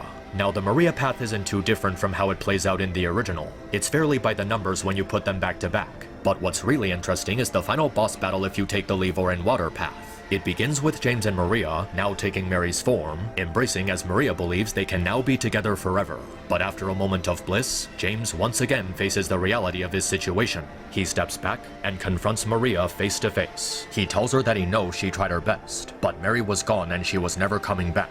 Maria tries one last time to persuade James to stay with her, but James tells her that they have to let go. Unable to accept her fate, Maria decides to kill James so the two can be together in death. Now this is a really big improvement. In the original, James went up to the roof with the full intention of fighting Maria and putting an end to her, dismissing how she's potentially a sentient being and just wanting the nightmare to end. But in the remake, James sympathizes with Maria deeply, knowing what she was made for and wanting her to understand that the best thing for both of them is to move on. In spite of everything that happened, he holds no malice towards her, acknowledging that he's to blame for her pain. He knows that everything is his fault, and he's trying to do what he believes will end their suffering. But Maria is so desperate to be accepted by James as it's the only thing she was made for, and they surprisingly made her more sympathetic. This time she doesn't scold him by saying she'll never yell at him and make him feel bad. She tries to reassure James how she's alive and here for him. The way she softly places her hands on his face while reassuring him that she can give him a better life has a genuine touch to it. She feels more soft and tender, like she really just wanted to be with James. Even when she tells James she can't let him go, there's a really sad hint in her tone as she says it. She has nothing else to cling to, no other reason for living. It really shows how tragic of a character she is, forced into a fate she never asked for. The final talk between the two before the battle has much more character behind it, adding another layer of complexity to their relationship. It's more personal and bittersweet, and it shows James having sympathy for Maria, knowing that this was never something she wanted. It has a really good mix of drama, tension, and melancholy, making it a much more final confrontation between the two. It's a really great change from the original, one that's definitely worth 10 points. And from there it's pretty straightforward. You get one of 3 different endings depending on your actions throughout your playthrough while Mary reads her letter to James. But there are some interesting additions to each ending. The leave ending shows James and Laura reconciling as we get some really good shots of the atmosphere in the town. It's more visually interesting than a still shot of the graveyard, and it shows how the two made up instead of just randomly having Laura appear for no reason. The in-water ending is made way more depressing, with James venting his guilt and inability to forgive himself as he drives himself into the lake to be with Mary in death. All while her letter slowly sinks to the bottom of the lake. Even the Maria ending has an interesting spin on it by having James display an even colder demeanor, hitting home harder how messed up it is that he's doomed to live a cycle of self-destruction for his inability to atone. Each of these endings aren't too drastically different from the original, with the exception of the in-water ending being way more depressing, but they still serve as a pretty good payoff for the player depending on how they perceive James as a character. A pretty good job worth 10 points. But then we get to the real meat of the ending, Mary's last letter to James and the voice acting behind it. And to the surprise of absolutely no one, it is total dog shit compared to the original. Like, it's not even a contest. The original put actual emotion and lifelike speech into the letter, capturing a whole variety of emotions from sadness to guilt to happiness to nostalgia to frustration to depression. And those last moments where she broke down crying, that wasn't acting. The actress actually broke down in tears during the recording session. She became Mary Sunderland, all the way down to that final gut-wrenching delivery of, James, You made me happy. In comparison, the remake is, once again, trying too hard to be dramatic, resulting in her delivery being monotone. This is an inexcusable blunder of epic proportions. The reading of Mary's letter, regardless of what ending you get, is the emotional core of the entire game. It's the culmination of everything the story was building up to, and the remake ruins it. It's just like 90% of the rest of the voice acting in this game, scruffy and tired, with no genuine emotion behind it. That is worth a whopping -20 points. Completely inexcusable. But with that said, there's still a few more things to go into. New Game Plus gives the player access to all new endings they didn't have access to before. And I have to give Bloober Team credit. They actually included everything on release day instead of making it part of paid DLC or some stupid season pass. They included the Rebirth ending, the UFO ending, and yes, they even included the dog ending. Those magnificent bastards even included the classic dog song for the credits. This is really good stuff, and it's definitely worth 10 positive points. This wasn't something that Bloober Team needed to do, but they did it anyway, and I'm so glad they did. But there's still 2 more things to go. 2 brand new endings exclusive to the remake. The first being the Bliss ending, where James gets transported into the VHS where he gets to be with Mary in a blissful dream. It's a little weird, but I'll give it credit for being something unique. It could be possible that James did something to transfer his soul into the VHS. He repressed what he did so thoroughly that he permanently trapped himself in a deluded fantasy of being with Mary again. Living in a delusion, never progressing. It's sort of creepy but also bittersweet that James gets to be with Mary, trapped in a dream like he wanted. A good bonus ending worth a point. But that's nothing compared to the Stillness ending. A new ending so stunning and emotionally moving that I'd go so far as to say that it's become my new favorite ending, both remake and original-wise. It starts off similarly to the In Water ending, James venting about his guilt and wanting to die to be with Maria in death. But then something happens, something completely unexpected. I can't forgive myself for what I've done. I know.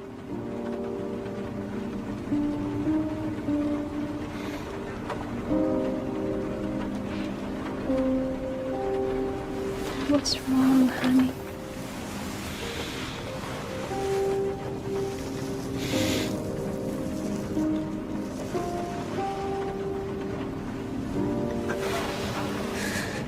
I miss you so much.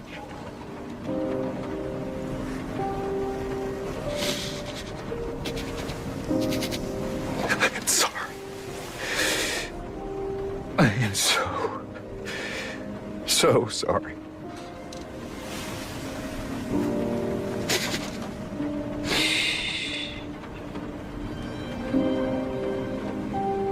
It's okay.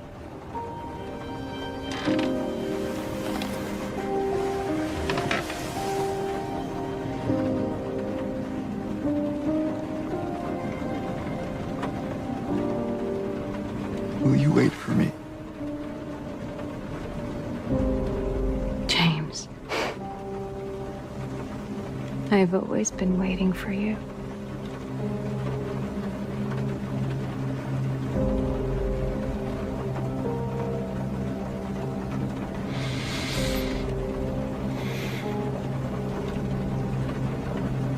And with that, James takes a moment to stare at Mary's letter. He has a moment of hesitation, and then starts the engine to his car. But if you listen closely, you'll hear some differences in the background. You can make out the sound of a car door opening, with the rain outside being louder and easier to make out. Then you hear the car crash into the lake and sink into the bottom. It's pretty easy to assume that this could just play out the same as the In Water ending with James joining Mary in death. But that can't be the case given the different ways this ending plays out. Notice how James doesn't look over to the back seat to stare at Mary's body. Instead, he looks at Mary's letter in the driver's seat. And the sounds of a car door opening and the audio of the rain being louder suggest that James wasn't in the car when it went into the lake. There's even a notable delay with the car impacting with the water, suggesting that James jumped out right before the car went into the pier. The only logical explanation is that in that brief moment, James was able to overcome his need to punish himself, choosing instead to live on in Mary's memory. Maybe he took the moment to read the letter after Mary told him she was always waiting. giving him the motivation he needed to hang on to life. So this could be seen as a mix of both the Leave and In Water ending, maintaining James clinging to his guilt and wanting to be with Mary in death, but at the same time, James finding the strength to go on with his life. Maybe he went on to look for Laura, and even adopt her like in the original Leave ending. Maybe he tries to start a new life on his own, going into hiding and trying to find something else to give his life purpose. It's a nice bit of ambiguity, not fully disclosing what happens and allowing the player to come to their own conclusion. It's an ending that manages to capture that authentic sense of emotion, even having James break down crying. Something that he never did before, not even in the original. All the experiences he went through combined with his guilt finally got to him, allowing him to let it all out. This is the most emotion we've ever seen from James, allowing his humanity to truly peek through, demonstrating his desire to do right by Mary, even though he may never forgive himself. It really hits home how James' love for Mary was genuine, and how the things that drove him to killing her were a result of fatigue and depression. He couldn't bear to watch his wife wither and die so slowly, and he was already heavily burdened by the responsibility of taking care of her. Mary, on the other hand, was already in a state of acceptance. She already knew she was gonna die, and that it was best to accept it before hurting herself more. Even though she would get angry and break down crying for James to not leave her, deep down she was wishing for the pain to end. In this final scene, Mary had already accepted her death and forgiven James. It was only James who felt the ultimate guilt and regret about his actions, so this ending gives him closure in the most realistic way. It continues the mental state of his inability to forgive himself while Mary reassured him to move on. It's further supported by James asking her, "Will you wait for me?" To which Mary answered, "I've always been waiting." It makes no logical sense that he would want to die after asking her such a serious question, making more sense that he would instead jump out of the car at the last second, to give Mary a proper burial in the Lake of Silent Hill, letting her be at peace in her sanctuary of final rest, that special place that she and James visited all those years ago. That is something I really didn't expect Bloober Team to accomplish. A new ending that managed to overshadow all the others, with a perfect mix of depression and hope. It perfectly complements the tone of Silent Hill 2 as a whole, fitting its story and atmosphere faithfully. And I think something like that is deserving of 20 positive points. So with all that said, that's it. That's the Silent Hill 2 remake. Well, I have a feeling I'm gonna get a lot of hate for going against what's considered the popular opinion on this game right now, but you know what? I have to admit, I've seen worse. Okay, but in all seriousness, I'm just gonna come right out with it instead of doing some sort of big dramatic reveal. Honestly, I'm really not too keen on this remake. There's a lot of things in here that are done much better than in the original, but there's also a lot of things that are just not. Regardless of all the updates they made to gameplay, atmosphere, level design, sound effects, and music, it's just not enough to make up for all the horrible changes they made to the story, voice acting, cinematography, and pacing of the plot. It is interesting how they managed to make Eddie more disgusting and sinister, and the Abstract Eddie segment is way more shocking and impactful, but this comes at the expense of the characters of James and basically every other character in the main cast. There's so many scenes throughout the remake that are not only not as good as the original, but done so badly with no proper expression, thematic depth, or understanding of the source material. And that's before factoring in the clunky combat being forced on you, unlike the original where it was possible to run past everything. One of the most common criticisms of the original is how horrible the voice acting is, and this is a criticism dished out by absolute fucking morons. The voice acting in the original is sublime, because everyone sounds exactly how they're supposed to sound given their PTSD. They're suffering from trauma and they're trapped in an awkward dreamlike fantasy realm that embodies their worst fears. Through that, they were able to express a large variety of emotion. There were so many different avenues with how they interacted with each other. They sounded lost and trapped and unstable from their experiences. The voice acting in the original wasn't trying to be dramatic. It was trying to be lifelike, and it ended up being so much better off for that. Bloober Team didn't get the memo with this one because they directed all the voice actors to sound almost identical to each other in tone. All of the characters with the exception of Eddie just sound really tired and unengaged with their situations, as if they just woke up out of bed without drinking their coffee, and I really do believe that James is the worst example of this. They took away all the emotion and sensation the character had in the original, and just made him sound like a less enthusiastic Liam Neeson. There's really no other way to describe it except bored and pale. They didn't even try to make him sound just a little bit awkward. His voice acting has all the depth of a mashed potato. If you're going to make your video game story-driven, then voice acting is going to be one of the most integral pieces of your product. And Bloober Team just doesn't understand the importance of the voice acting from the original. A lot of the cinematography is also horribly butchered. Team Silent used very specific techniques to enthrall people into their story, The use of the camera was unlike anything else at the time because it wasn't trying to be a big Hollywood blockbuster. It was a deep dive into the disturbed psychosis of the characters and how the supernatural elements of Silent Hill warped their behavior. So many of the original's most iconic moments are remembered specifically for how they were shot and choreographed. James reminiscing about how he and Mary used to stare at the lake, James meeting Angela in the graveyard, James' first encounter with Maria, the bowling alley, the jail cell scene, the burning staircase with Angela, James accepting his sin while facing Pyramid Head, the shocking twist after James played the VHS tape,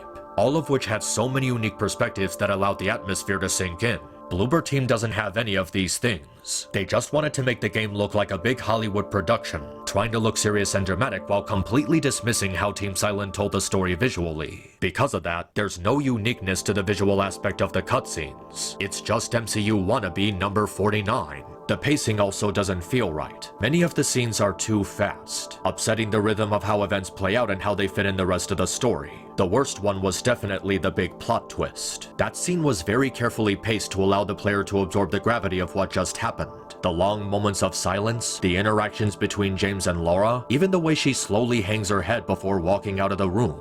It was done that way to prevent the player from feeling overwhelmed and let them process the shock alongside James. The remake doesn't have any of these elements, making the scene go by too quickly, which ruins the emotional impact it's supposed to convey.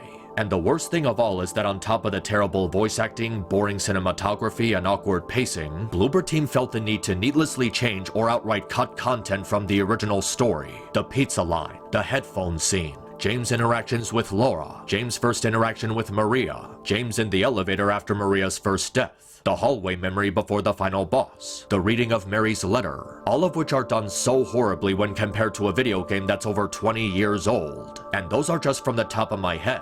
Any positive changes to the story that Bloober Team made are very few and very far between, to the point that I'm not fully convinced that the good content is worth some of the original's most iconic scenes being butchered. I'm sure a lot of people are taking this as me saying Silent Hill 2 Remake is bad, but that's really not true. I'm not gonna say it's a bad game because it still has a lot of good qualities. On its own, it is a well-made game that does plenty of things right, but you have to understand, Silent Hill 2 Remake isn't just some remake of an old game. It's a game trying to recapture the impact of one of the most inspired works of art in the history of the human race. It's not the same as Resident Evil 4 or Dead Space, which were celebrated for their gameplay and how they revolutionized third-person camera games. Silent Hill 2 is a game that's celebrated for its story, themes, subject matter, how it tackles extremely dark and disgusting topics that are very hard to handle delicately, voice acting, cinematography, pacing, atmosphere, and how it communicates to people suffering from trauma. When compared to the original, the remake fails in every aspect to recapture that impact, and it was never going to. Silent Hill 2 has already been hailed for so long as a one-of-a-kind game.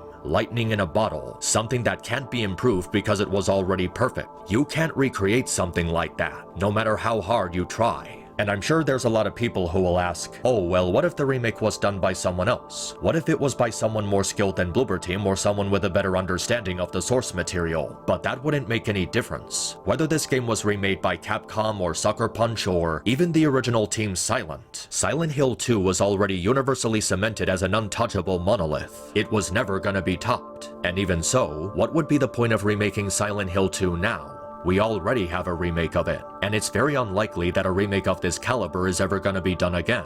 There's really no point in trying again, because if Bloober Team's remake is anything to go by, I was right about my previous statement, that Silent Hill 2 can never be remade.